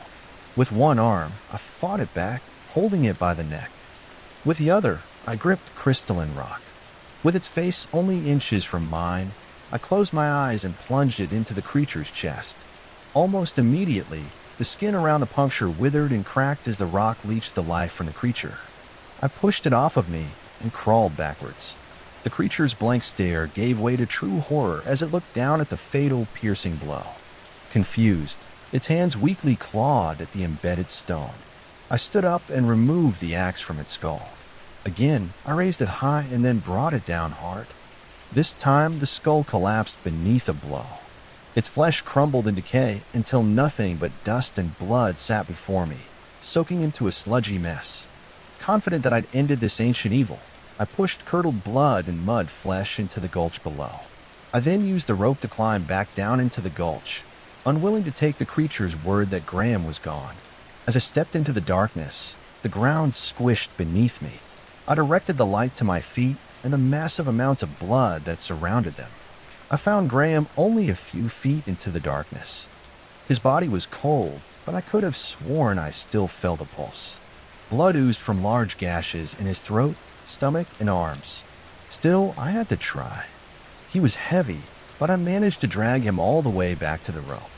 It was only then that I had the realization that there was no way I could get him out, not on my own. By the time I could find help, he would surely be dead, and if he were dead, I would have to explain why. The creature that inflicted his wounds was nothing more than blood-soaked dust, which made for a poor explanation. They would ask how I found him, what happened, and how he could have lost so much blood without a jagged rock in sight. I stood there, watching his blood slowly ooze out into the grainy sand beneath. mixing with the discolored sludge of the creature that had killed him. I made peace with my only viable option. I would leave him here and hope that by the time they found him, it would look like he fell climbing down. I didn't want my friend to stay here forever, but just long enough to not incriminate me with defensive wounds. I knew that he'd understand. We both witnessed an unnatural evil, and there was no way anybody else would believe it, not without evidence. I pulled my crystalline stone from the bloody muck and stuffed it back into my pocket. After I said my goodbyes to Graham, it took me hours to find my way back out of the caverns. Back in the gift shop, I cleaned myself up and did my best to remove any evidence I'd visited. I even returned the helmet to the rack after wiping away any trace of blood. I was tired and weak by the time I stumbled outside into the night. I drove home in a daze and barely remembered crawling into bed. The days that followed were heavy with guilt and sorrow. Graham lost his life because of my foolish actions, and even though it meant the evil down there was finally gone, I couldn't help but wish it was me instead of Graham down there, rotting, waiting to be found. On the third day after the events in the cavern, I was awoken mid-afternoon by a knocking at the office door. I expected to open it to a weary traveler, but instead I found myself face to face with the sheriff. He lowered his sunglasses and cut right to the point. "Mind if I come inside? I got questions, and I got a feeling you might know something." "Sure," I said, breathless and already worried. I let him inside the office, and he made his way over to the check-in desk. He pulled out a tablet from under his jacket and set it down. "You're familiar with Ranger Graham Nilles?" he asked, his brow furrowed. I glanced at the coffee counter in the lobby and nodded. "You were with him on Thursday, correct?" he asked, as if I'd already admitted to it. With him?" I stumbled. The sheriff turned on the tablet, and as he navigated it, he said, "We have CCTV footage showing you at the cavern's visitor center." Before I could even answer, the video was already playing. I watched myself walking across the parking lot and waving to a smiling, still living Graham. Yes, I brought him coffee. He used to come in often, but it had been a while, so I stopped by. "You okay?" I asked, regretting my last question. The sheriff cocked his head to the side, questioning me. "Just coffee," he asked. My brain seemed to shut down, overloaded with the possibilities of what he knew, why he was there, and why he hadn't arrested me yet. "Well, he showed me around the renovations," I offered. He nodded, accepting my answer. "Gotcha," he said, already navigating to another video. "Is there a problem? Did he get in trouble?" I asked, feigning ignorance. "Well, there is a problem. Not that you did anything wrong," he said, in an almost apologetic manner. He could sense my discomfort and cleared his throat. Before he hit play on the video, he explained. "Did he mention anything strange when you met? Did he seem afraid of anybody? Anything?" "No," I lied. "So after you left, he missed his rounds. We believe he slept in the center that evening, which isn't illegal. He has late nights and early days. I get it. But when he did emerge later that night, well, he said." Hitting play, I watched the grainy video fast forward until the door to the center opened. The sheriff then slowed the video, and I watched as Graham staggered out of the visitor center, still alive. I bit my tongue to hide my surprise. "Notice that he's possibly impaired," he said, pointing to Graham as he stumbled across the parking lot. "We think he may have hit his head while..." "Well, I don't know," he added. "Is he okay?" I asked with genuine hope. Without answering my question, he asked another. "Do you recognize this car?" I watched as the familiar old station wagon pulled into the parking lot. I was too shocked to answer. The family had returned almost 4 years too early. I watched as they pounced on Graham, but they didn't hurt him. Instead, they dragged him to the bed of his own truck and tied him down at the ankles and wrists. His arms and legs were splayed out to each corner of the bed, the two men holding each arm while the middle-aged woman and older woman held his legs.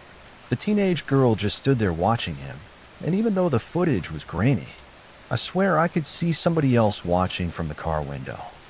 My sister. "Hold on. You don't need to see this." He stumbled, trying to end the video, but instead fast-forwarding it. I watched as the family got back in their car and left, leaving Graham exposed in his truck. I watched as the sun crept across the parking lot as it rose above the trees. I watched his body ignite the moment the sunrise reached his foot. I watched it burn him slowly from his feet all the way to his head until there was nothing more than a charred corpse. I watched my friend die a second time. "I'm so sorry. You shouldn't have seen that," he stuttered, finally just powering down the tablet. There was a moment of silence as he let me process the horrific murder I just witnessed. "We believe they doused him in an unknown accelerant. We're not sure how, but they burned him alive. We just want to know why." "Do you recognize them?" he asked. I shook my head in disbelief. "We don't know who they are, but we feel they may be responsible for both deaths." He trailed off. I felt my head spin and asked to sit down. Realizing that I just witnessed my friend's death, the sheriff eased up on the questions and tried to soften the situation. He offered me his card and told me to call him if I remembered anything. He left me there on the couch in the lobby, reeling from the realization that I no longer had 4 years to figure it out. They were already here, and that means they would be checking in sooner than later. I couldn't help but feel that somehow they knew what I'd done. I needed to come up with a plan to keep myself safe and somehow free my sister from their grasp. But instead, all I could do was replay the last words the sheriff said before I completely shut down. He pointed again to the frozen frame of the old man, the old woman, the middle-aged couple, and the teenage girl and asked, "Have you ever rented a room to this family?" I lied and told him no. The family was coming, and there was no way I could escape, not without my sister, unwilling to die in my bed. I decided to wait for them in the office, just as I always had. The revolver rested neatly on my lap, and the coffee pot brewed in the corner. I considered collecting the crystalline rocks beneath the room to fashion some sort of weapon, but I fear they would notice their absence and act before I could. I still had the one that ended that ravenous fiend in the caverns, but there was no way I could dispatch all of them in the same manner. Not like that. They were never alone. So I sat in the office, plotting their demise and fighting the overwhelming urge to sleep. It was sometime after midnight when they arrived. Despite the unlit vacancy sign and the empty parking lot, they pulled in as they always did, parking right outside their room. The middle-aged man was the first to exit from the car, rushing to the door with a restrained urgency. The middle-aged woman followed behind. When they found it locked, both stood at the door. In unison, they turned towards the old man as he stepped out of the car. There he was, the park ranger from the photos, with the same haunting stare. The three exchanged knowing glances, then turned their attention to the office to me. I gripped the revolver tight and watched as the old man opened the back door of the station wagon. When he stepped inside, a dark figure emerged. For a moment, it appeared as a walking shadow devoid of light, but the truth was more horrifying than that. The teenage girl, covered head to toe in fresh blood, stepped into the parking lot of my motel. On the other side of the car, the old woman emerged. The teenage girl stood facing my direction for what seemed like an eternity, waiting for something. I realized all of them were looking directly at me. The teenage girl moved first. She turned back to the car and reached inside. When she turned back to me, she was holding my sister. It was the way that she held her in her blood-soaked arms that I could tell this was a threat. The old man broke from the group and walked towards the office. Behind them, they all stared. I took a deep breath and readied myself for what I had to do. As he approached, he glanced up at the old sign that hung above, "You're always welcome." He grabbed the knob and turned it, and when he opened the door, he smiled. It was the same fake smile I'd seen 100 times. He then removed his hat and entered. "Hello, we'd like to rent a room, please," he said. I sat there in disarmed shock. I was unsure of what to do next, but my instincts took over for me. "Okay," I said, surprising even myself. I turned to grab the key hanging behind my desk and once again got a glimpse of the teenage girl. Her eyes were still locked on me, and my sister was still gripped tightly in her arms. "Here you go," I said, swallowing the lump in my throat. He took the key with a polite nod and walked casually out of the office. I watched him join the family and head directly to the room. With an unnerving sense of normalcy, he opened the door and entered. The rest followed in a straight line, except for the teenage girl. She put down my sister, who then ran into the unlit room behind the others. The teenage girl remained. She watched me through the window with an unnerving gaze. I only looked away for a moment, but it was long enough for her to disappear. Immediately, I reached for the phone. I had lied for too long and brought pain and despair to everyone around me. I pulled the sheriff's card from my pocket and dialed. He picked up after one ring. "Sheriff," I whispered. You again. Did you happen to remember?" "They're here," I said, cutting him off. There was a moment of silence. "The motel?" he asked. "Yes." "Same room." "There." The line went dead. I dialed again. No answer. I gathered my thoughts and tried to work out a plan. I had to figure out a way to separate them from my sister. I needed to get her alone so that we could escape together. Monster or not, she was still my only family. I'd only gotten as far in my plan as I needed to get her alone when I heard the car approach.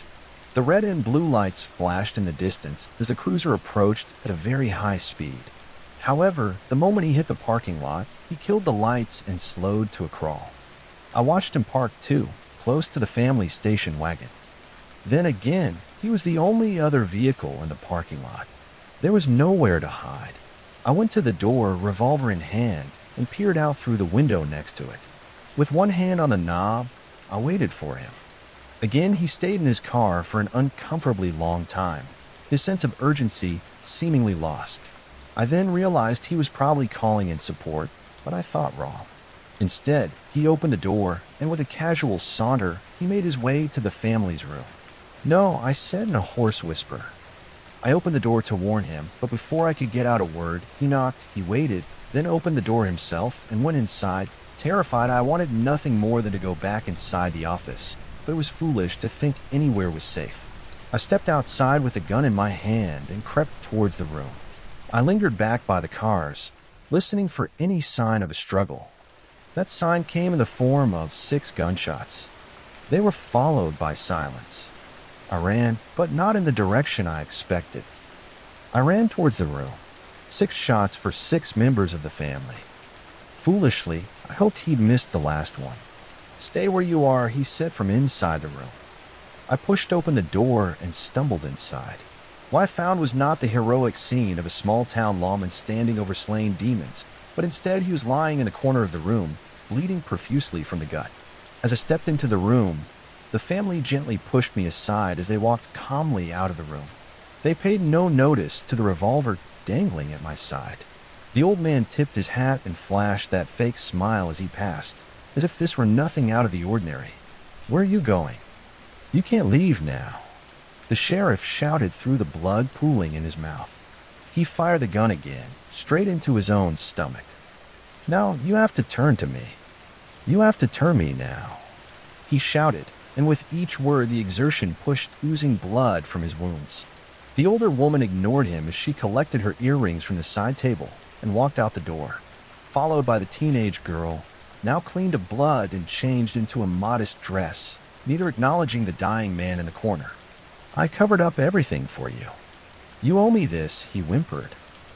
And with that, the door shut behind him, leaving me stranded in the cursed room with this dying man. Did you shoot yourself?" I asked. Frustrated, he waved the gun wildly as blood seeped from his nose, mouth, and multiple bullet holes. "It seemed like a good idea at the time," he joked, laughing through the pain. "I know they need me, but I guess I miscalculated how much." I looked down at this dying man, and I couldn't help but feel vindicated in my mistrust. "Call an ambulance, will you?" he said, the color draining from his face. I pulled out my phone.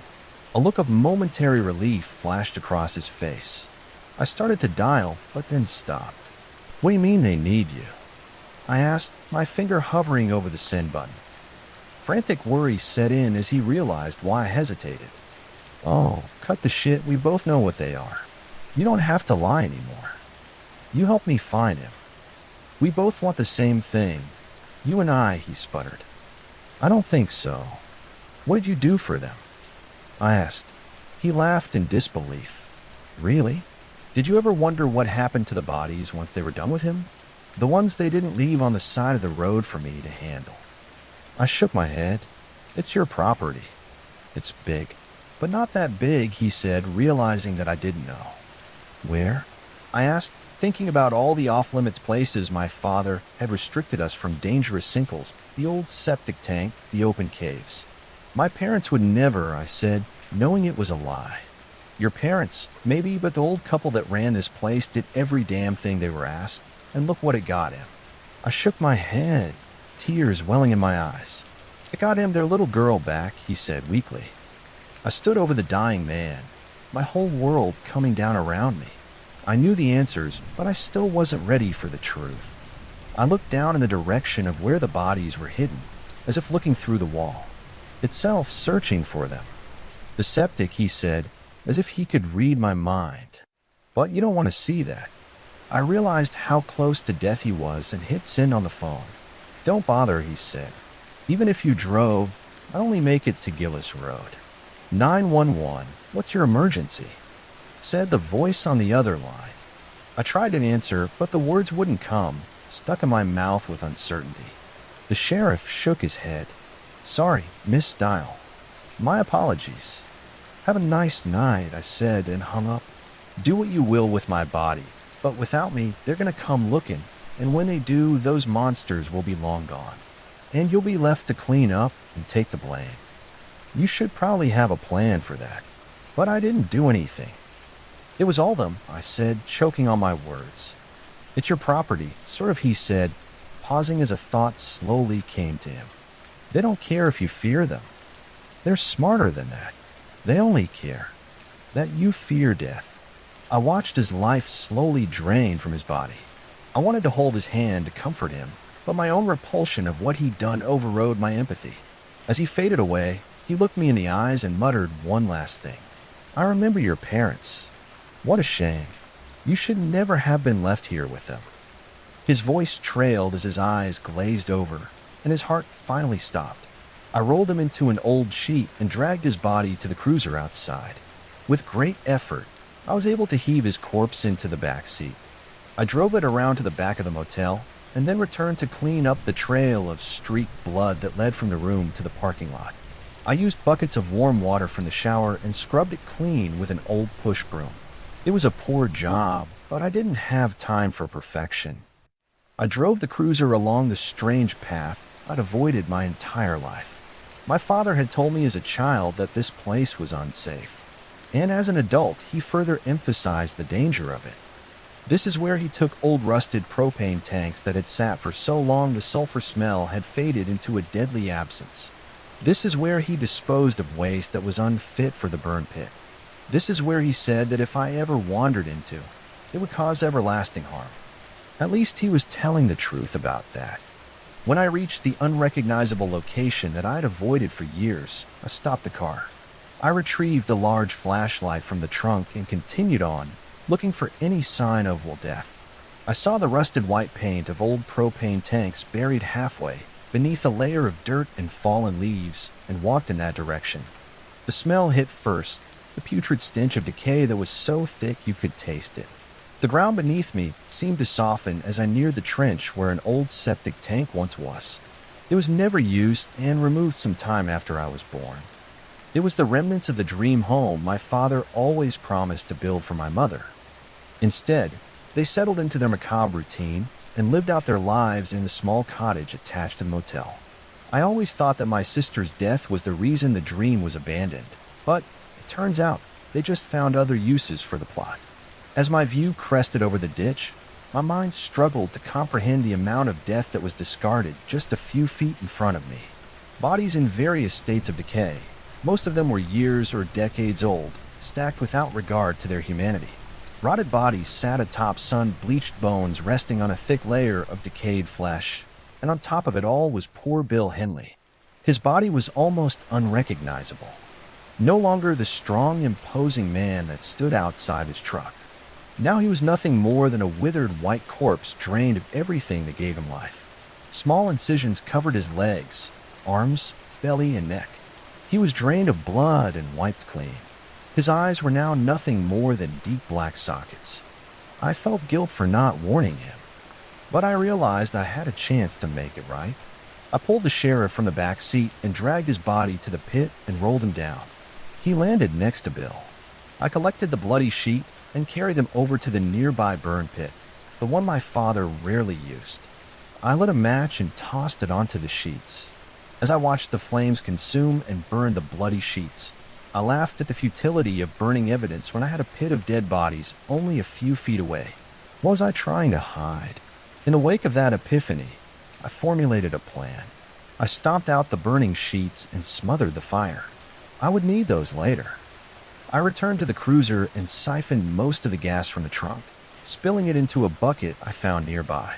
I soaked the sheets in any dry wood I could find, which wasn't much. I then maneuvered the cruiser to the edge of the grave, so the headlights would illuminate the rotting mound of death.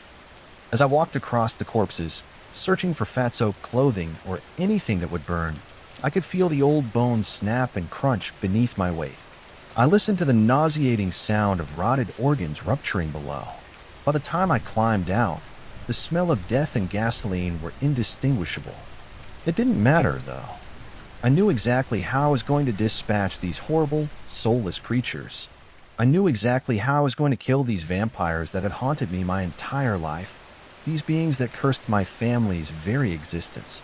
I was going to bring justice to these people. I was going to murder every last one of the family, except, of course, my sister. Red blood seeped into the clean white towels, sitting where the sheriff took his final breath. It smelled of rusted iron and musty linen.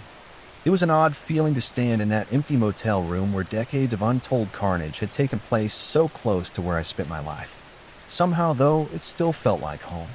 In all my years of emptying the ashtray and replacing their unused sheets, I never lingered for longer than I had to.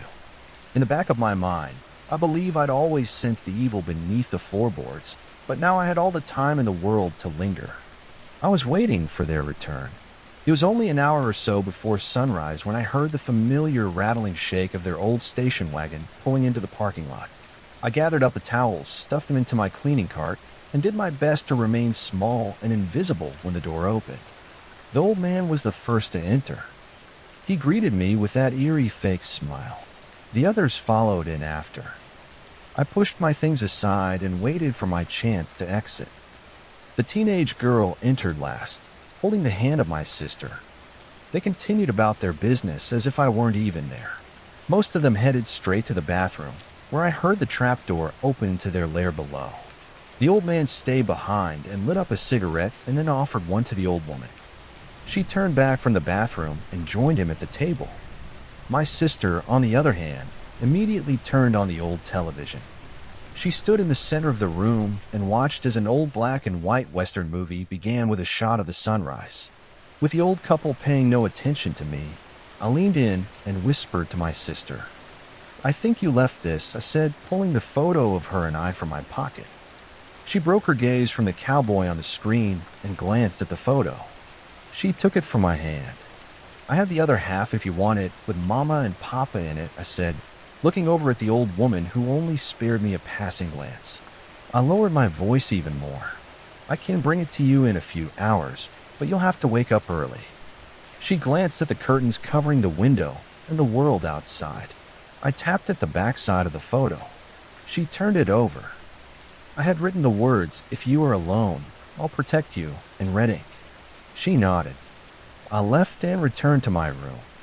I did my best to sleep for the next few hours, but I was constantly awoken by horribly vivid nightmares that reflected my current maddening reality. When the alarm went off, I had already been awake for an hour.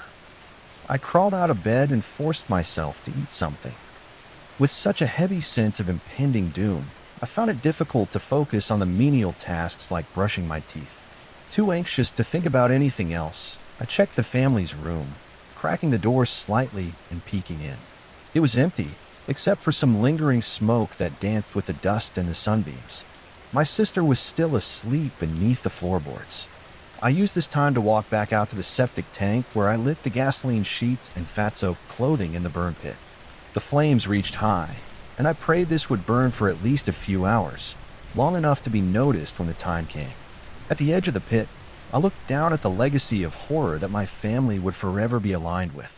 If it were ever discovered, this quaint motel in the mountains would not survive, and my grandfather's legacy would no longer end with its demolition, but live on as macabre folklore. As the corpse's fat-fueled flames danced in the burned pit nearby, it became clear that I was on the precipice of insanity. My plan was little more than a half-baked assumption that I could somehow defeat beings that had lived over 3 of my lifetimes, but it felt as if I had no other choice. So I collected every single tank of propane that would fit into the cruiser. I stacked them floor to ceiling in the back seat, with a few more on the passenger's side seat and floor. There was just enough gas left in the tank to make it back to the parking lot. Even sputtering on fumes, I was able to coast into a spot near the family's station wagon. The sun was low in the sky, and daylight was waning. I checked the room again, knocking lightly as I entered. I slipped inside without opening the door wide, and found my sister sitting on the bed, shrouded in the darkness of the heavy blackout curtains.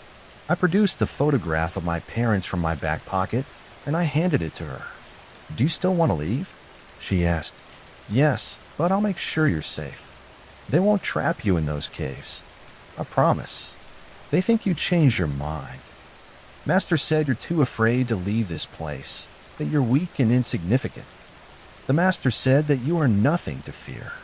"Master's wrong," I said, pulling the comforter from the bed.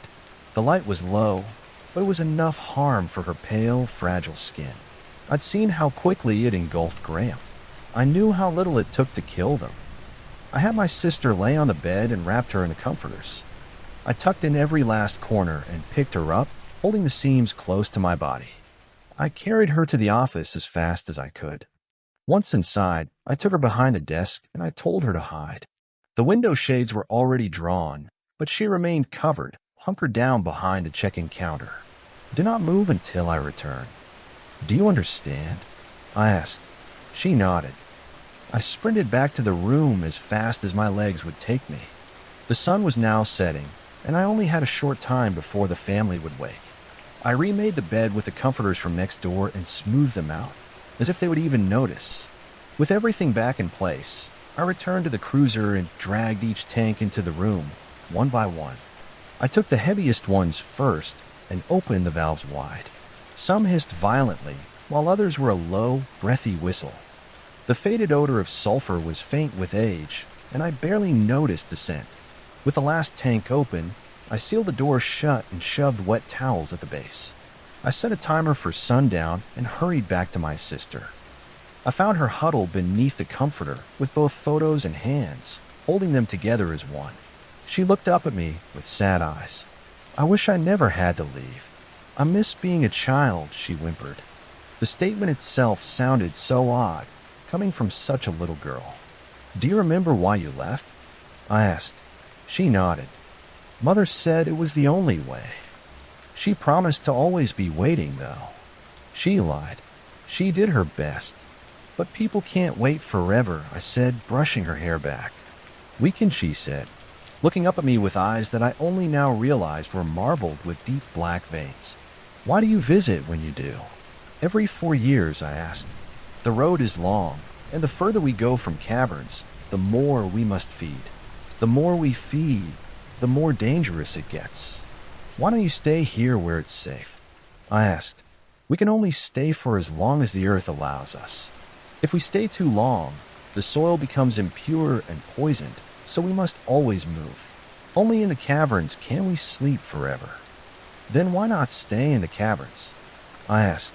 "Would you choose a life of eternal darkness and constant hunger?" She replied with the slightest hint of indignance. "No, I admit it. Before now, we'd never stopped, and we'd never turn around." "So why now?" I asked, already knowing the answer. "We had to return so the Master could destroy the betrayer," she said. My watch alarm beeped in warning. Dusk was coming. "Graham?" I asked. She leaned in with the intensity of a zealot. When Uncle Matthew felt his father burn, he begged the Master to come back and seek vengeance, but she refused. She felt he was responsible for his own demise, until she felt she made her die. You see, we can feel the pain of the ones that made us. It keeps us connected. It keeps us safe. It made us family when we found that the betrayer had stolen the gift and killed our others. He deserved a painful death." My watch beeped again. I needed to return to the room, But my sister sensed this and grabbed me by the wrist. He was my friend. He didn't kill them, I said, taken aback by her reveling in his murder. But he did, and she let him burn in the sun so that his agony would last. Only she decides who lives forever. That's why Mother's sister was mad. She was refused the gift, despite what Uncle Matthew promised. So she lit herself on fire and tried to take us with her. Uncle Matthew begged Master to wait for his father, but the boy was buried and the sun was coming soon, so we left him. The Master said, "We do not have room for the weak," she said, her eyes ablaze with righteousness. I pulled my arm from her grasp and stood. "That all changes tonight," I said, stepping away from her. "I remember the day you arrived." "That was the day that everything changed," she replied. "You were a child when I was born," I said dismissively. "Yes, but I remember the day you arrived here. Mother found you hiding beneath the bed, too small to consume and too young to be worthy of notice. They left you orphaned, and Mother took you in," she said with a wicked smile, as if she could taste my pain. My mind immediately went back to the photo of myself with those strangers. I fought back to the coldness my mother had for me, while her warmth for other children was always evident. "I don't remember any of that," I said, my hand on the doorknob. "Why would you?" she said with an evil smirk. I didn't want to believe her. The alarm beeped a final alert, and I realized I was out of time. I sprinted to the family's room and pulled back the wet towel. I held it to my mouth and entered. I smelled nothing, but I swear I could sense a haziness to the air. I tied the towel around my mouth and grabbed the first 2 tanks. They were lighter than before, which means they were emptied. I hurried as fast as I could, throwing them into the parking lot. I just needed them to be out of the room. It was impossible to do quietly, but I did my best to muffle any bump while keeping the door closed as I entered and exited. While it took me a half hour to fill the room, it only took me minutes to empty it of the tanks. My hands bled from cuts on the rusted metal handles. On the way out with the final tank, I heard the floor and the bathroom creak as the hatch opened. I locked the door and returned the towel to the crack beneath it. I moved a few of the tanks around a corner, but abandoned the task when I heard movement inside.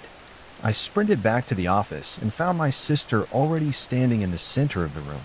"What are you doing?" she asked. "Keeping you safe," I replied.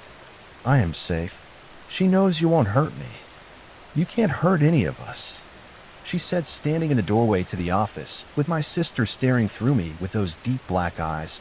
I began to realize that she was not the little girl I thought I knew.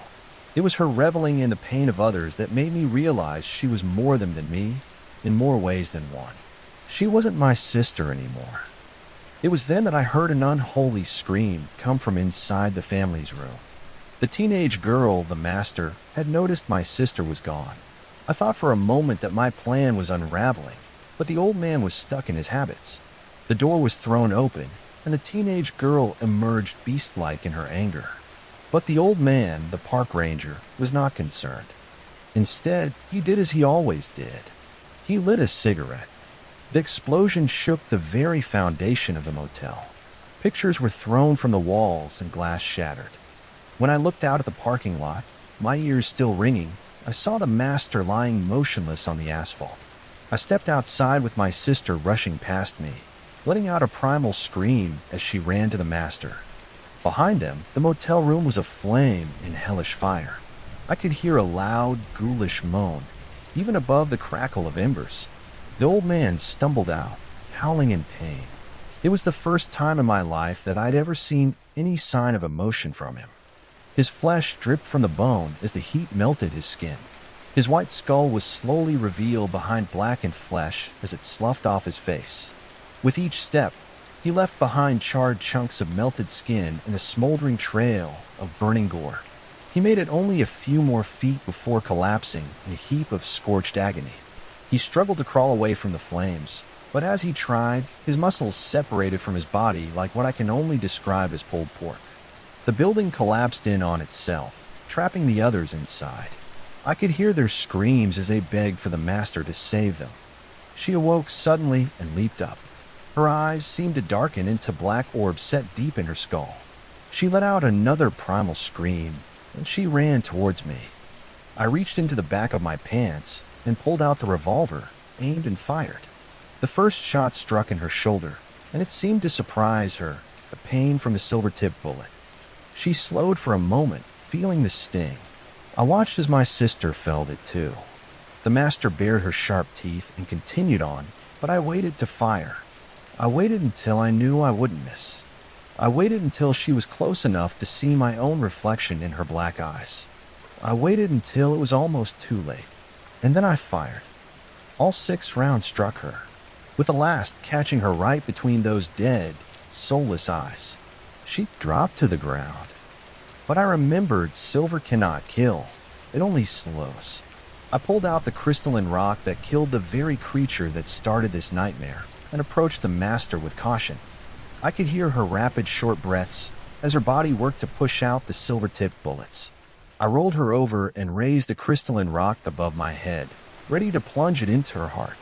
When I was blindsided, my sister tackled me to the ground. "You can't kill us," she screamed, her eyes now full black orbs. "She is the killer. She is evil." "I'm your family," I said back. She showed her teeth and leaned in so close I could feel her cold breath on my neck. "You are fooled," she hissed, and then she opened wide and bit down.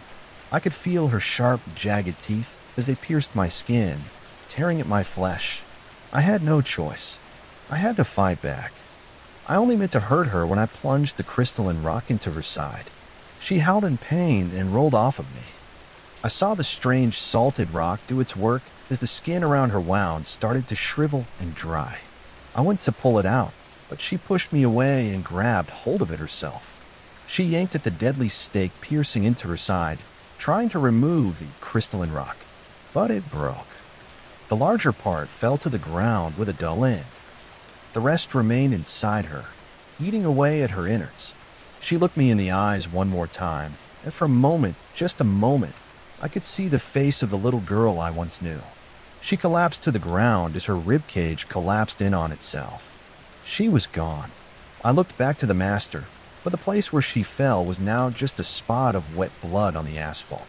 I looked frantically for her, the orange flames of the fire illuminating everything. She was still alive, and I was defenseless. I picked up the dull crystalline rock and ran towards the cruiser. I could feel the moisture leach out of my hands as I gripped the rock as tight as I could. The explosion shattered the front window of the cruiser, so I had to work fast. From the front seat, I retrieved the items I'd taken from the sheriff's body: handcuffs, keys, and a service pistol. When I stood up and turned around, she was already there, a silhouette among the backdrop of flames. I fired again. The bullet struck her chest, but she didn't even flinch. Instead, she flashed a ghoulish smile. There was nowhere to hide, and I knew that it was impossible to outrun her, so I chose the only safe place I could think of. I threw open the back door to the cruiser and crawled in, though I was careful not to pull it shut just yet. The master leapt out of the hood of the car and sneered at me through the metal gate separating the front and back seats.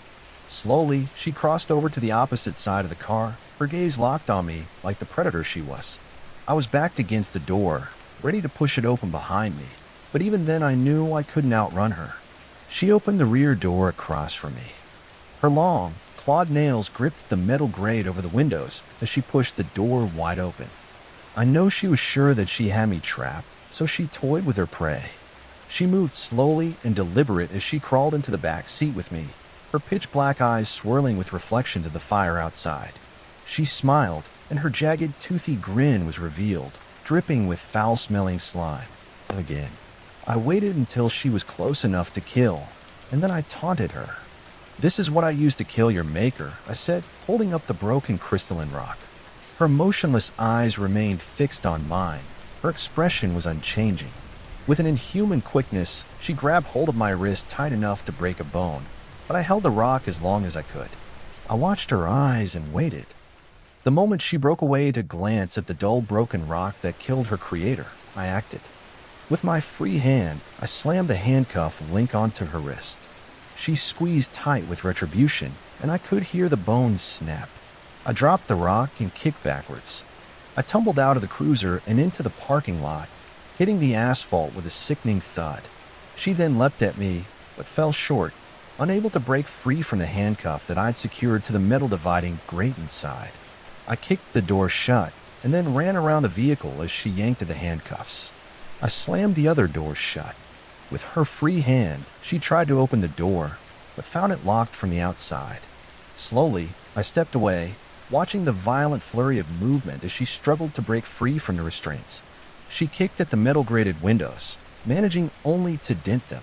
From a distance, I watched the fire burn in the darkness, hidden by the night sky, and I waited for her to die. I was waiting for sunrise to come and purge this world of her evil. From the back seat of the cruiser, she screamed and threw herself against the windows. I watched her fight for hours, locked in the back seat. Eventually, she even resorted to gnawing off her own hand. Thick, black blood spurted from her wound, spraying the glass and obstructing my view inside. As the sun crept over the trees, she stopped fighting. I wasn't sure if she accepted her death or just expended the last of her murderous will to live. I expected her to scream as the sun took her body, but she did not. I watched as the flames inside the vehicle licked at the blood-spattered windows, and I knew that she was dead. Just as Graham's body became a charred black husk, so did that of my sister and the old man. The master, though, burned so hot nothing but dust remained in the back seat of the cruiser. As I stood over the corpse of what I now knew was never my sister, I realized that I was no longer linked to this hellish place. I was free of the tether of this bloodline that kept me here, burdened by a sense of loyalty to a family that was never mine. I emptied the safe of the blood money that was meant to maintain this motel forever.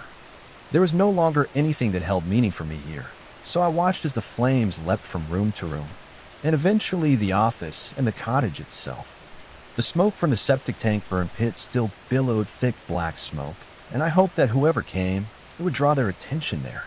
I hoped that finding those bodies would bring closure to the families who lost their loved ones to the dead roads.